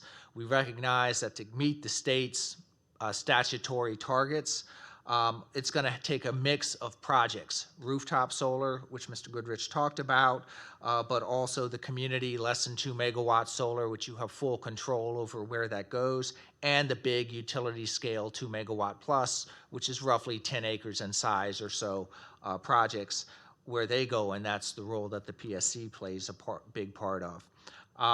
You're going to need a mix of these projects, but you can still prioritize them. And for MACO, we push to prioritize rooftop solar first. You're adding solar to the built environment, and the people that are consuming the energy are on site. You don't need a lot of grid changes or transmission capacity to do that. Second, where you have to move out for bigger projects, community or utility scale, go into appropriate land areas, brownfields, gray fields such as parking lots, warehouse rooftops, industrial areas, and appropriate governmental-owned lands. A lot of counties are looking at putting large solar on their landfills or on their wastewater treatment plants, which obviously use a lot of energy. Third, where you do have to finally go move out into open space for your big utility project, scale projects, it should be in areas appropriately zoned by local governments, and there should be protections in place for prime farmland, forest lands, critical areas, wetlands, other environmentally sensitive areas, and, as was, I think, briefly mentioned, areas of cultural or historical importance. So that could be a rural legacy area, could be the battlefields, obviously. You want to protect those view sheds. Third, why should you really care about this issue? And I think you've already obviously gotten into that a lot. The first is there's a huge issue on land use and siting of these in your long-term planning. You've pretty much lived and breathed that going through the perennial case, so I don't need to really say much more there. Second, there's a revenue issue. As you look to incentivize types of solar, or the state does, one of the couple of areas that could do that is by modifying your property tax rates or assessments, or the personal property tax rate. MACO defeated a bill last session that would have basically said you can't charge, would have removed the property tax assessment for large-scale solar and instead put in a fee in lieu, a very low fee in lieu. This was an industry-driven bill. It did die, but we will expect it to come back. One thing for rooftop is right now when you put solar panels on your home, it gets assessed at a higher value. It's treated as a luxury and enhancement to the house. What if it wasn't? What if SDAT did not change the assessment value because you added solar panels? There would be a hit to both the state and local governments, and is that a valid trade-off for trying to encourage rooftop solar and avoid some of the issues of these bigger facilities? Third, and as we move out to a 50% or more renewable energy future, it is going to require some major grid infrastructure changes. And once you hit like the 65% rate, even more so. And those are going to present some real challenges because the grid is not just within Maryland. We're part of a regional PJM, this multi-state grid. And that's going to be very challenging. You're going to have transmission line updates, switching technology updates to handle the distributed load, as well as large-scale battery facilities to store power, because obviously the sun doesn't shine at night and the wind doesn't always blow. You need to store energy you generate to use in those times. So these are all large-scale concerns. Fourth, touching on the perennial case, what does it mean? What does it not mean? Obviously, from MACO's perspective, the perennial case was not a good outcome. But on the other hand, it's also not an end-of-the-world outcome. I think the perennial case basically was narrowly held and said the PSC has preemption authority for utility-scale solar projects, just like they do for transmission lines. Obviously, MACO doesn't like that, but on the other hand, that's all that the decision said. It doesn't alter the PSC process in any way, and to date, they've always given significant deference to the local government. We don't see them changing that. And in particular, MACO had a legislative initiative in 2017 that added due consideration language to state law requiring the PSC to give due consideration to the consistency of a project with your comprehensive plans and zoning, and also what steps the developers have taken to address concerns raised by a county or municipal government. So that's a two-piece issue there that does carry a lot of weight. The ruling also didn't change the scope of the PSC. It only applies to utility-scale solar, 2 megawatts or more. You still have full control over the siting of smaller projects, and obviously rooftop solar as well. 3, as a negative, it does give you a reduced ability to challenge the PSC decisions. You could still go to court alleging that the PSC didn't follow a statutory or mandatory process, but you can no longer just argue on a straight authority issue that has unfortunately been decided.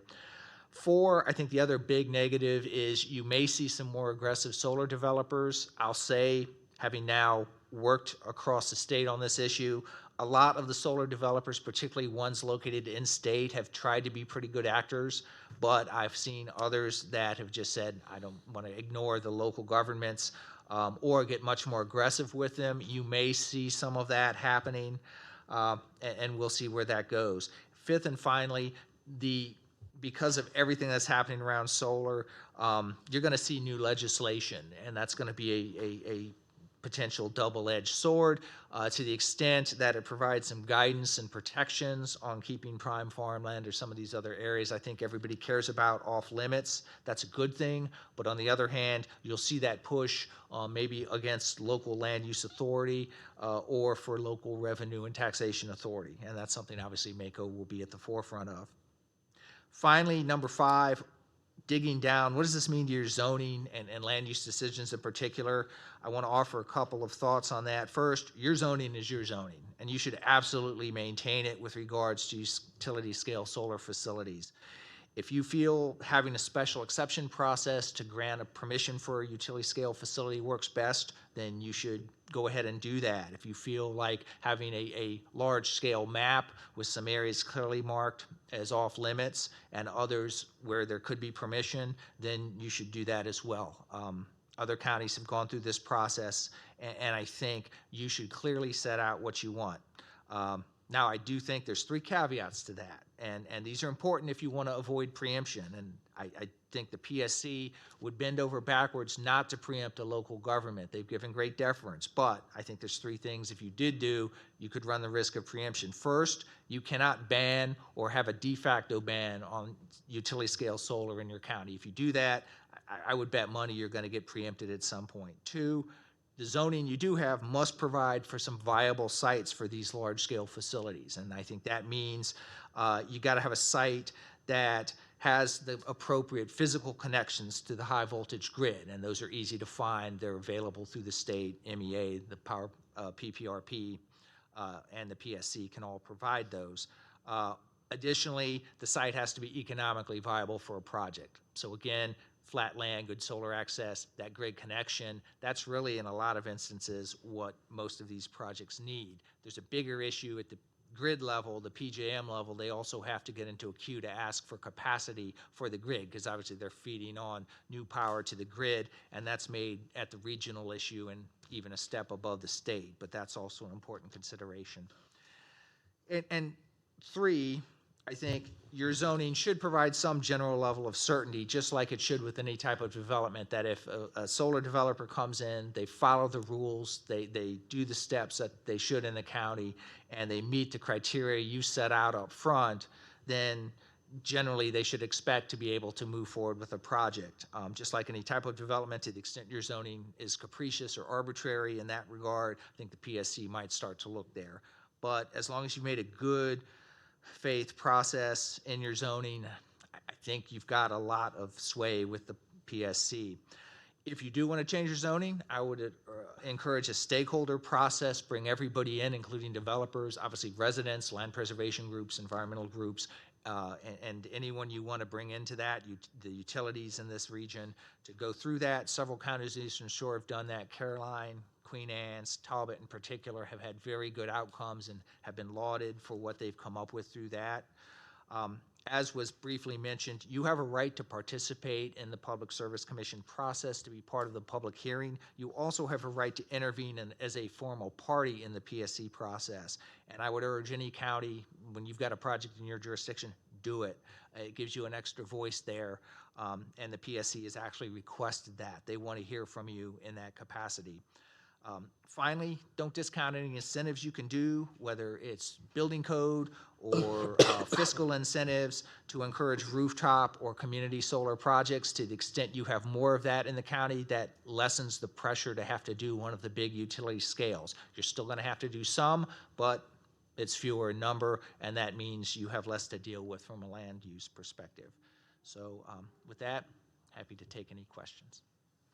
Thank you so much. I know that's a lot to digest, actually more than I thought it was, but that's a huge amount of information to digest. And that was really our intent, to give you as much as we could to make you informed so you could make some good decisions. So you probably have questions or maybe you've already formed your opinions about what the county should do. We can certainly come back and answer your questions if you have them now, or give you more information if that's your need, or we'll go where you'd like to go. I know one thing, and Les, thank you for coming up here. But from your talks at Mako, and then from also talking to Queens Anne County, one of the things that they did, and you mentioned Queens Anne, is for the high voltage lines, they started with saying, if we have to give so much, well, this is our priority. Here's our high voltage lines, and then they started with that as the priority, and they went out such a distance to try to get that. So we know we're going to have some land given them available. That was one of the first things that they started looking at, and I think that's something we should look at. Where are our high voltage lines, and say, okay, if this is where we are, how much do we have, and what's the land around that? So we can start limiting. Of course, the Antietam Battlefield and our preservations, we want to get away as far as those. But if we can start with where our high voltage lines and the distance from them, if there's usable land for that, so we can limit it into an area. I think it's something we should look at. So I know Queens Anne's did that, and they were, sounds like, very successful on doing that. It seems like we should be able to do a little copycat here. Go out, and I think you've already done a lot of that. Go out into the counties that's already got this established, been very successful. And I think, obviously, I think Mako or anybody could help you with that, the people who are feeling good about their new policy. I'd sort of like to see just, and I'm on the planning, so I know we've talked about this, and I thought they had some great ideas, condense their ideas to us, and maybe a presentation where, okay, this is the county down on the Eastern Shore that's done this. It's been very good, and everybody seems happy, and maybe we could just maybe do a little bit of copying off of them to get something that we could all see condensed and be easier to digest. And then, Les, you were mentioning some incentives for rooftop solar. Can you explain some of the incentives that are already out in Maryland that maybe we could look at so if we can get the rooftop solar instead of the utility grade?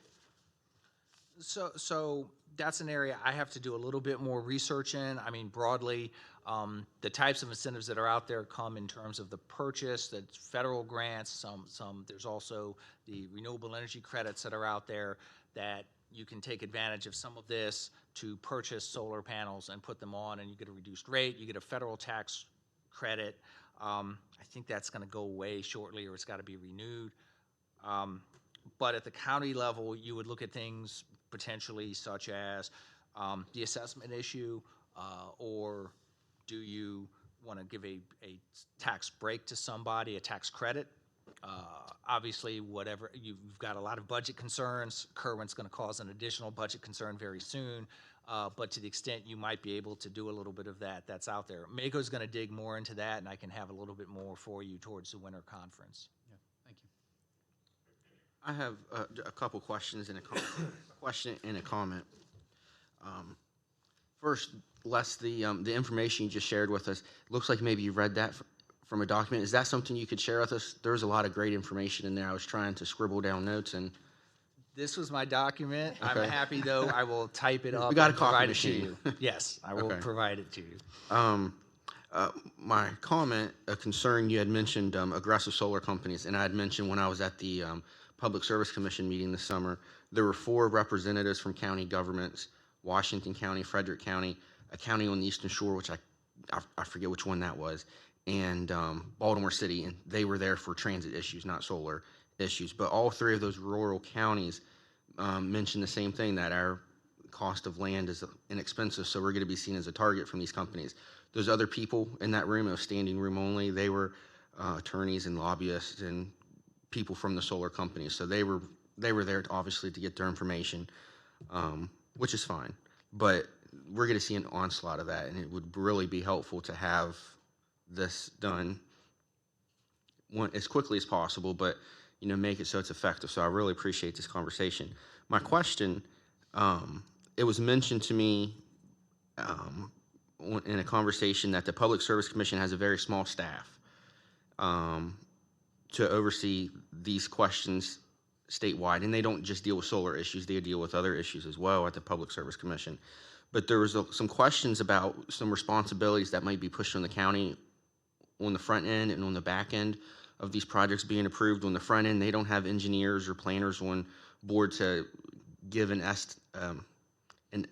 I guess much of an educated detail or observation of what the site plans look like.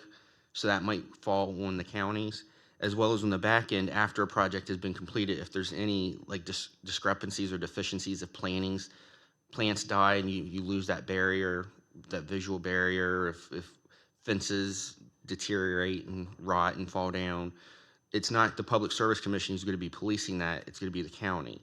Has any thought been given to either of those concerns that some of this is still going to be pushed on the county, although we don't have the final say?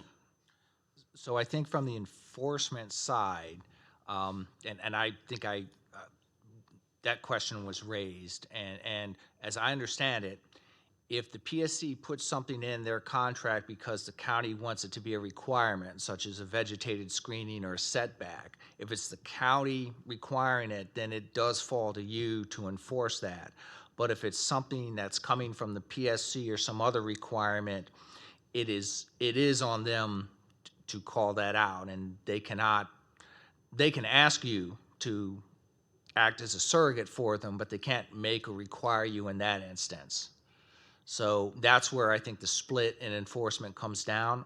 Could that change in the future? Yes. I do believe that would need legislation, though, to say anything that the PSC, any limit they put on, the county has to enforce. Right now, it's just generally what you already require, you need to go out and check on, which if you require it, then that's there.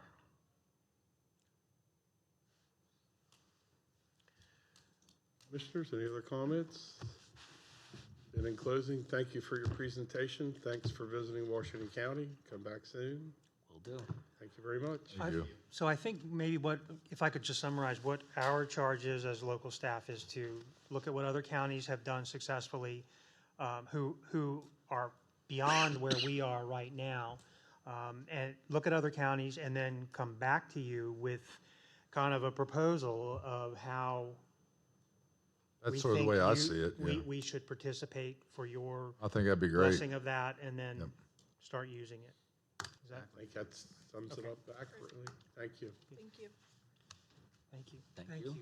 Next on our agenda, adequate public facilities ordinance fees. Steve Goodrich, welcome back. Ashley, welcome. It's me again. Jill, welcome. A little bit of a change to our team up here. Again, Steve Goodrich, Director of Planning and Zoning. I also have Jill Baker, Deputy Director. And again, credit for the information that's in your agenda material. A lot of that credit goes to Jill. And then Ashley Holloway, Director of the Plan Review and Permits Department. This presentation was created to address your questions about APFO fees. That's what we got as the direction to prepare this, is specifically APFO fees. Although the APFO, the Adequate Public Facilities Ordinance, covers 5 different types of public facilities: water, sewer, roads, fire protection in the growth areas, or interim fire protection in growth areas, and schools. The only fees that are specified in the ordinance apply to school adequacy. There are no other fees that apply to those other 4 facilities. That fee in the APFO right now is called the Alternate Mitigation Contribution, or the AMC. Again, there's another acronym for you that we love, the AMC. We purposely did not call it a fee. We thought it would be a little bit more palatable if we didn't call it a fee. That's why it's not called a fee. The other 4 facilities are dealt with a little differently. There's no fee. That's why Ashley's here to talk about them in a couple of minutes. So I'm going to address the fees that apply to schools. Our Adequate Public Facilities Ordinance was originally adopted in 1990. It's been amended 9 times since then. There were no fees in the original ordinance in 1990. There were amendments in 2004, 2005, and 2013 that have created some kind of a monetary contribution. In 2013, we got to what we have today, this alternate mitigation contribution. In your agenda, you have a detailed timeline of those amendments from 04, 05, and 13. I'm not going to go into those. You can read them at your leisure, but they do explain in great detail what has happened over time to the APFO fees that apply to schools. You also have a copy of the entire ordinance, and the school information is in Article 5 if you want to take a closer look at that. The APFO requirement for school adequacy applies to residential subdivisions or site plans that create 8 or more new lots or new units, new dwelling units. What we call the school test, or the determination of adequacy of the schools, is performed at each stage of plan review, from consultations all the way up through the final plat or the site plan. It actually sticks, or it actually, the results of the test actually mean something and make something happen or not happen. The final plat stage, all of the other reviews are courtesy for the developer's information. And generally, that Article 5 says that if a development, the proposed development, puts any of the 3 schools that may be affected, or the development would be in their service area, if it puts any one of the 3 schools over capacity, then that school adequacy test has failed, or that development has failed the school adequacy test. And an approval cannot be given, a final plat approval can't be given until you make some other kind of an arrangement. Capacity is determined by the state rated capacity, or the determination of whether you're over or under is based on the state rated capacity. It's 100% of the state rated capacity for high schools and middle schools. It's 90% of the elementary school capacity, the state rated capacity for elementary schools. To get a little bit of a jump on going over that limit. So in other words, if you fail the test, you can still get your plan approved if you make that alternate mitigation contribution, or that AMC. You cannot, if any one of your 3 schools is more than 120% over capacity, the AMC is not available, and you have to go to what we call kind of a custom-made agreement between the developer and the Board of County Commissioners with input from the Board of Education. So the contribution is determined by a formula. That formula is contained in the ordinance.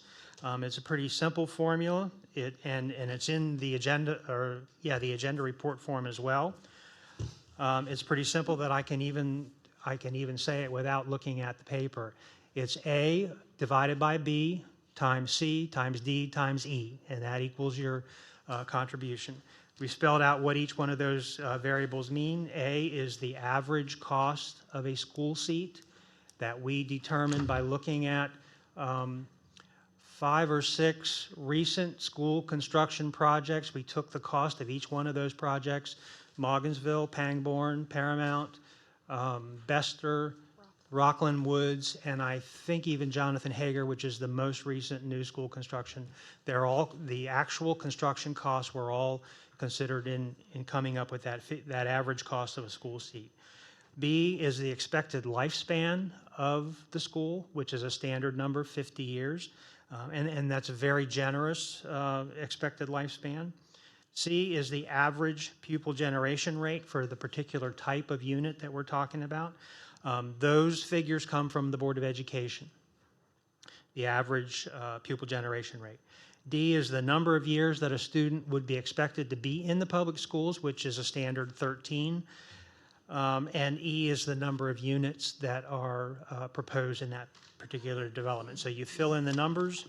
It's a pretty simple calculation. There's an example of the worksheet in your agenda material. It's the last page of your agenda material for this subject. So I hope you get a good idea of how that fee is calculated. Real quick question with that fee, with the 13, now with the pre-K in those schools, does that go up to 14 for schools that have the free pre-K?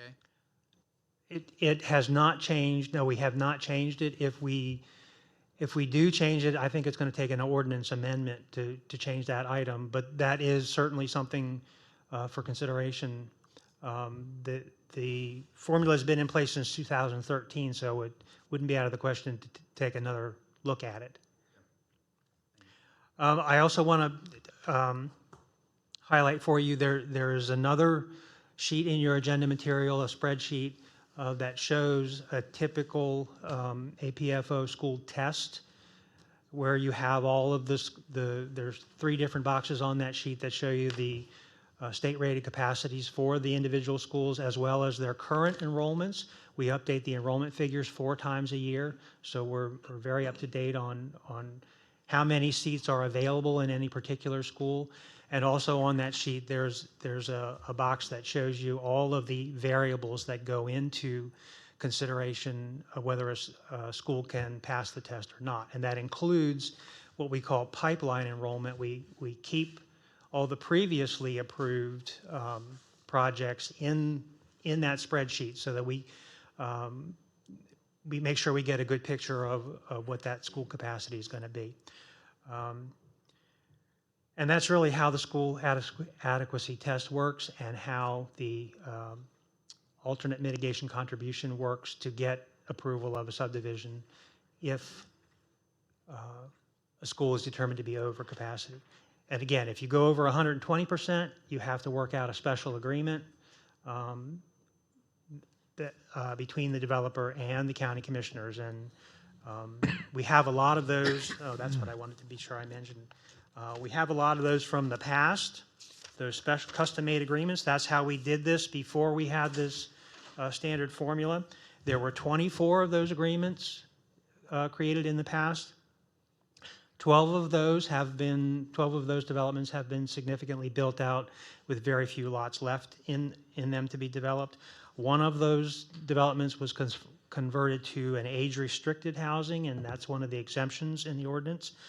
2 of them never got to recordation. 2 of them have had their agreements changed or had their agreements voided so that they can now use that alternate mitigation contribution that I just spoke about. So there are 7 remaining agreements with individual developers, and that includes Claggett's Mill that you heard about a week or 2 weeks ago.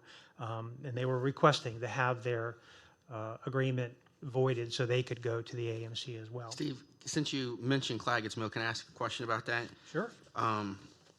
So if I understand correctly, the APFO fee exists for Claggett's Mill because of maybe the time period in which the development was first proposed. Right. But had that development been proposed today, no APFO fee would apply or a reduced APFO fee. What's the variable that changed? The variable that changed. If they applied today, brand new application for Claggett's Mill today, we'd go through the process of doing the school adequacy test to determine if the schools that Claggett's Mill would be served by could pass. And if any one of them failed, then they would be able to use that alternate mitigation contribution that I spoke about. If that development put any one of those 3 schools more than 120% over the capacity, they would have to negotiate agreement, much like the one they have right now.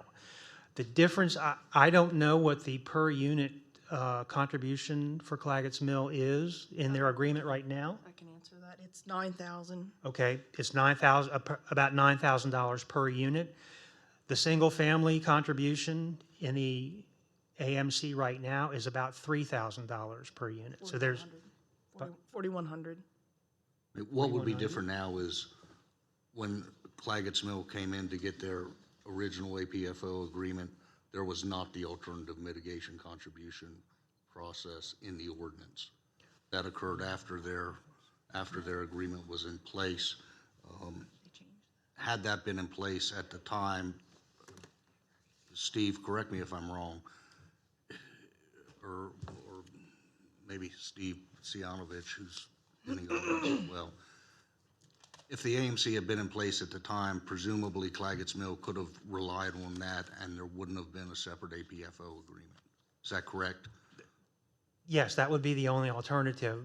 But if they failed the school test, Then they'd have to get an agreement like they. Yes, then they'd have to go to an agreement.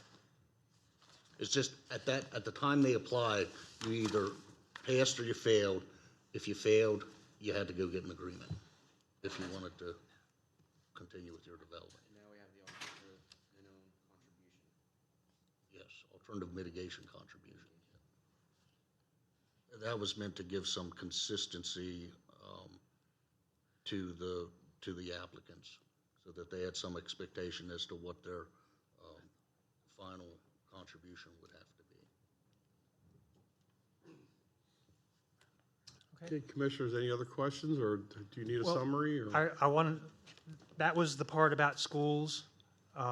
There are 4 other facilities that are controlled by the Adequate Public Facilities Ordinance. They are dealt with on kind of a case-by-case basis in the Plan Review Department, and I just wanted to give Ashley an opportunity to describe that. If you want to go to that discussion, I know you were particularly interested in schools, but to hear about the other 4. One last piece of information, the county has collected over $380,000 in APFO fees for schools in the last 5 years. That money goes to a dedicated account that's used to fund school projects through the CIP process. And I was going to say, I think part of this conversation was prompted by Claggett Mills' request to rescind their APFO agreement. So before we move on from this portion of the discussion, I would ask if there's any other information you need from staff before the Claggett's Mill matter is put back on the agenda for discussion. I would like to look at the 14-year versus 13 years, since we are going to pre-K for all the schools, and it does say in here that, you know, it is by the year, it says, is the years the student spends in the school system, and now they're going to be spending 14 years. I think that is something we should look into if the other commissioners understand that. I'm good. The other factor may be for staff to bring not only whether it's eliminated, but what the reconsideration under today's standards would be. For instance, if AMC, in other words, should be evaluated today versus what at the time what it was. Correct. Yeah, and just to clarify, their proposal was to pay at the rates today. And there have been 2 other subdivisions who have been granted that release from their payment and granted the AMC instead, if that helps you at all. I'd like to ask for timeliness. Is this something you could return? We don't have a meeting next week. Return as early as the following week? Are these calculations overly burdensome where that is not enough time? We can do that. We could. I don't know that we're going to be able to factor in the 14-year versus 13-year. We're going to have to look at that. That may require. I can show you the difference in numbers, but if we're talking about an amendment to the plan, that'll take a little longer because of a public hearing. Do we need an amendment in there where, because it says the years the student, but you know, it does quote, 13 years, but it's saying the years they spend in there. Is that just a clarification, or is that an actual amendment?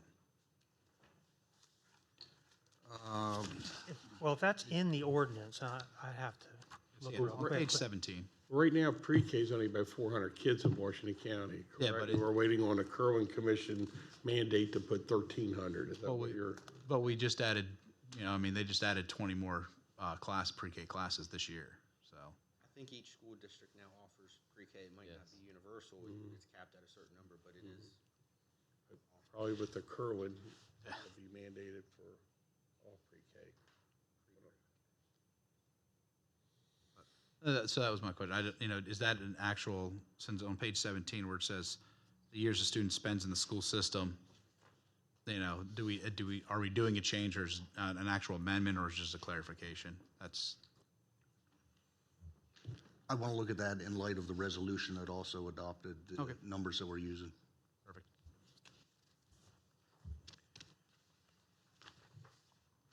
Okay, so you'd like us to come back in a couple of weeks with the answers to your questions about the 14 years I mean, I And- personally would like to see it. I think this makes a lot of sense with everything, but I personally would like to see that because if they're spending longer times in the school, our schools are getting bigger, it's going to cost more money, and if this money is to go towards school construction and maintenance, then we should be adequately compensated for it. And not to beat a dead horse, but I see exactly what you're saying. It says e.g. as to mean example given 13 years, not to say it is always and forever 13 years, so.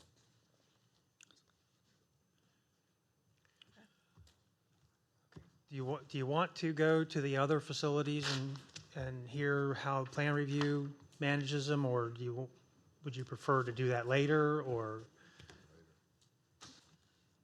Say come back and do it later. Is that okay with the commissioners? Okay. How about if we try to do that when we come back in a couple of weeks with that? That'd be fine. Later is fine. I would be particularly interested in the fire protection facilities, but. Thank you. Thanks a lot. Thank you.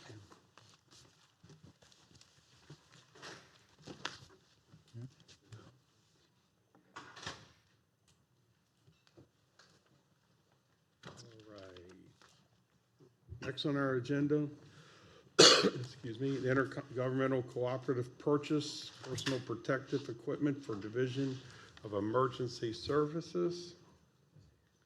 Please come forward, introduce yourself.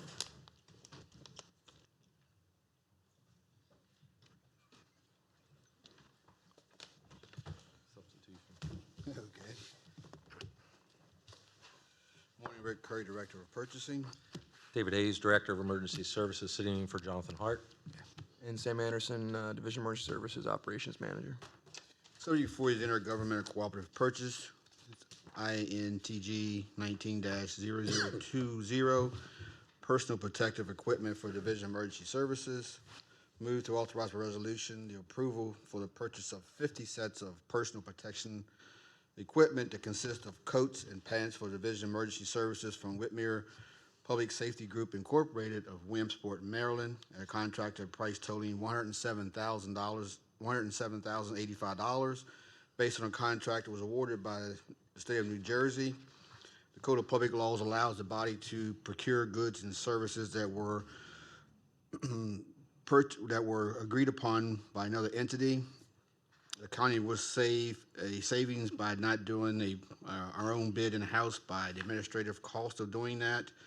As you can see in the ARF, this is our third time of purchasing these sets of turnout gear for the fire department. Also, there's a comment in there about the price being increased by October the 1st, and funds are budgeted in the department's FY20 operating account listed in the ARF. And also you have a quote from Whitmire dated September 10th, 2019, showing the list price of the items and also the discount price by participating in this contract. That concludes my recommendation for the purchase of the personal protection equipment. Commissioners, questions, comments? Sounds like a deal. I make a motion. Second. Yep. Please make note that Commissioner Baker's not in the room. I have a first and a second to approve. All in favor, say aye. Aye. Aye, 4-0. Thank you. Thank you. Thank you very much.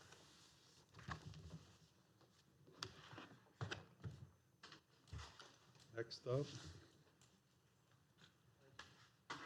We took a vote without you here. Our apologies. Would you want to add anything to it, that you would support it, or?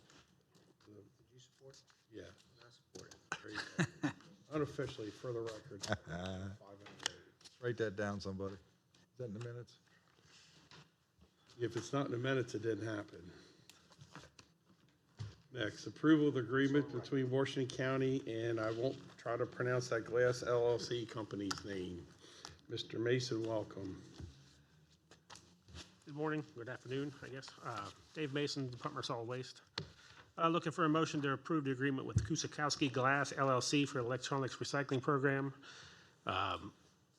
In June, Unicor, our current vendor, decided not to accept any CRT materials, so we started the process of looking for a new vendor to accept our electronics. We found a couple of local programs that pricing was anywhere from 20 cents a pound to 62 cents a pound, and then Kusikowski contacted us with some interest in our material. They proposed a rate of 17 cents per pound, so we're actually saving 3 cents a pound under our current vendor. So this just supports the program we have in place and allows us to continue doing what we have been doing for the last several years. Commissioners, any comments? Motion to approve. Is there a second? Second. Just a quick question here. This is a non-CRT at no charge. Yes, we don't get any money back, but they don't charge us for non-CRT materials either. So it's just a wash. They take them at no charge to us, but. Okay. All right, I have a first and a second. Any discussion? Please note that Mr. Wagner has left the room. Hearing no questions, all in favor say aye. Aye. 4-0. Thank you very much. Thank you. Whose turn to leave next? Court, you up? All right. All right, thank you. Next up, recycling drop-off services. Welcome. Good afternoon. Brandy Noggle, Washington County Purchasing Department. Dave Mason, solid waste. The first recommendation I have for you this morning is for the contract award, PUR 1440, for recycling drop-off services. The motion recommended is to move forward with the contract award under option number 1 for the hauling of the single-stream recyclables to the responsible bidder of Republic Services out of Hagerstown, Maryland, for the total sum bid of $99,374.25 per year. Under option number 2, for the processing of the single-stream recyclables, award that to Apple Valley Waste out of Kearneysville, West Virginia. The first year bid amount would be $26,000. The second year, $26,650, and the third year, $27,315.60, for a total sum bid of $79,965.60.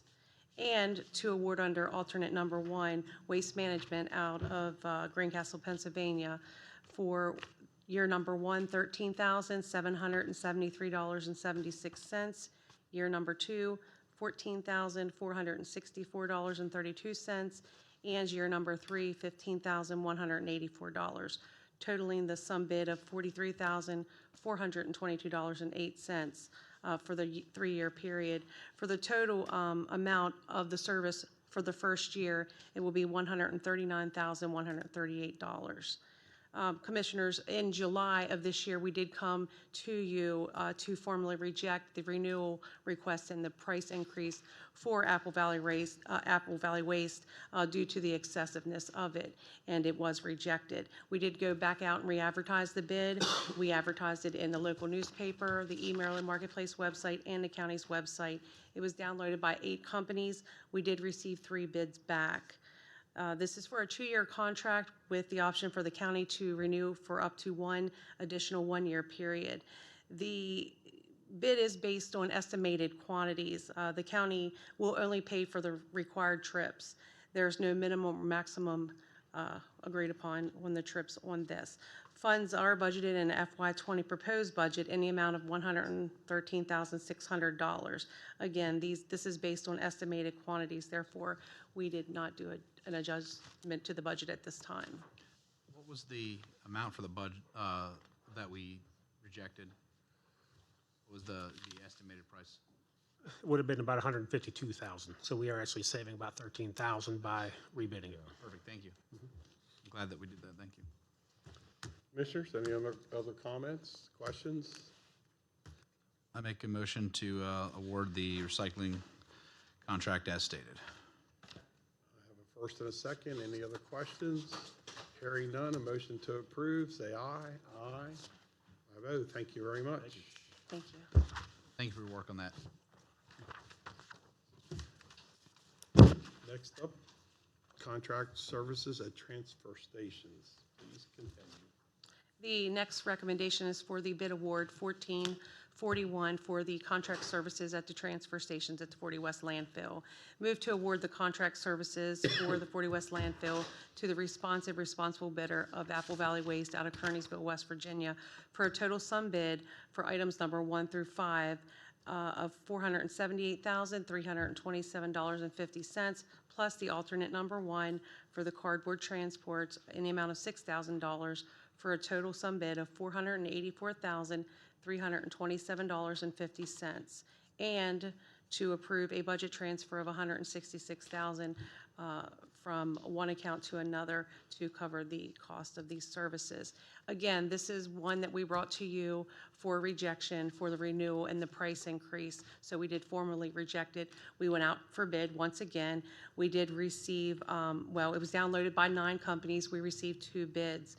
It is for a 2-year contract period with the option for the county to pick up an additional year. Again, these quantities are estimated. Yeah, but I guess I got confused there. It's, Apple Valley obviously was a low bidder, correct? That's correct. And how did that change from the last time when we rejected them? The savings is $60,000 for So this they come contract. back actually and knocked 60 grand off. Ah, Apple Valley also has a presence in Washington County too, correct? Yes. yeah. Yes. It was like, I'll ditto on court. Good job. You saved us 60 grand. So at 60 and 13, we saved 73 grand by going back out. Right. That was the hope, that we would save some money, yes. Any more questions? Not a motion to approve? Make a motion. Second. First and a second, all in favor, say aye. Aye. Thank you all very much. Next up, Emergency Services Systems Board. Please come forward, introduce yourself. Welcome.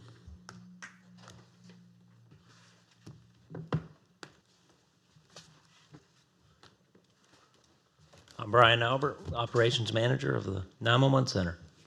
Joshua O'Neill, Deputy Director of Information Technology. And Allison Hartshorn, Office Grant Management. Good, Josh.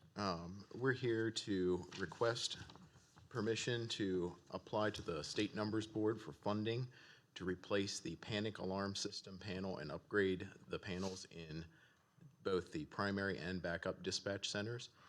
The quote total was in the amount of $150,500. This will replace all of the aging panic button systems throughout the various county buildings that require dial-up access with a faster network-based system, and we'll also upgrade the panels that display that in the dispatch centers with the modern equivalent. Commissioners, questions? So that's a grant from Emergency Number System Board. Correct. How much, what exactly is that? How many times can we get a grant from them and for how much? Do we know? We can keep asking as many times as we want. Yeah, And that's money that, on your cell phone bill, when you see the emergency 911 tax on there, that is what goes into this fund, and then it pays us back. And that just went up in July, correct? Mm-hmm. You're asking for permission to submit for. To submit, Yeah. yes. Just to clarify, under the previous, prior to July 1 law change, this probably wouldn't qualify to be, the grant wouldn't, because it's not directly tied to 911, but the phone systems. But since the law change that's come about, it is going to be possibly taking this type of information into account, and they may be awarding grants for this, because the fund is definitely going to increase, the trust fund that we get the grants from. Commissioners, any more questions? Make a motion to approve the submission of the grant. First, and a second, any other questions? All in favor, say aye. Aye. Aye. I vote. Thank you very much. Thank you. Next up, utility vehicle purchase / replacement. Director Hayes.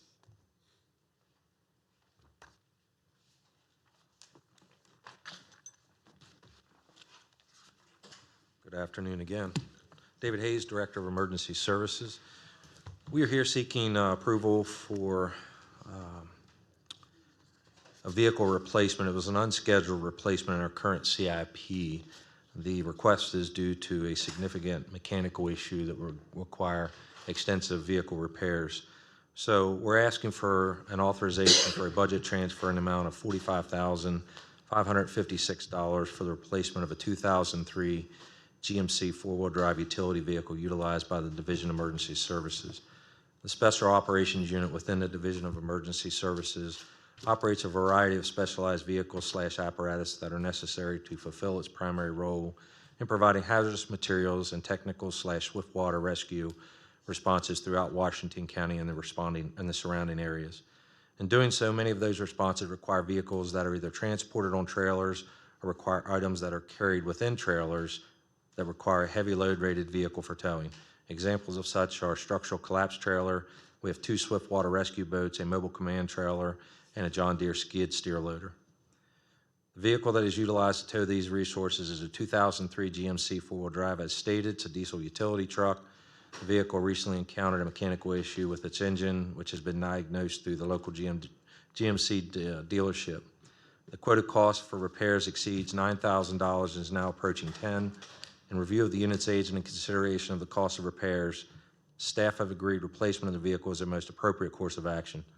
The repair cost is likely to exceed 25% of the cost for replacement of the vehicle in its entirety. The vehicle is scheduled for replacement in FY23. The division does not currently have sufficient CIP reserves to access for this purchase, and future CIP projections from the FY20 budgeting process resulted in reduced future CIP budgets that will likely require a budget adjustment through Budget and Finance. The fiscal impact, $45,556. Concurrences from the Chief Financial Officer. The alternatives are to repair the current vehicle with costs expected to exceed $9,000. The attachment is a budget adjustment you have attached.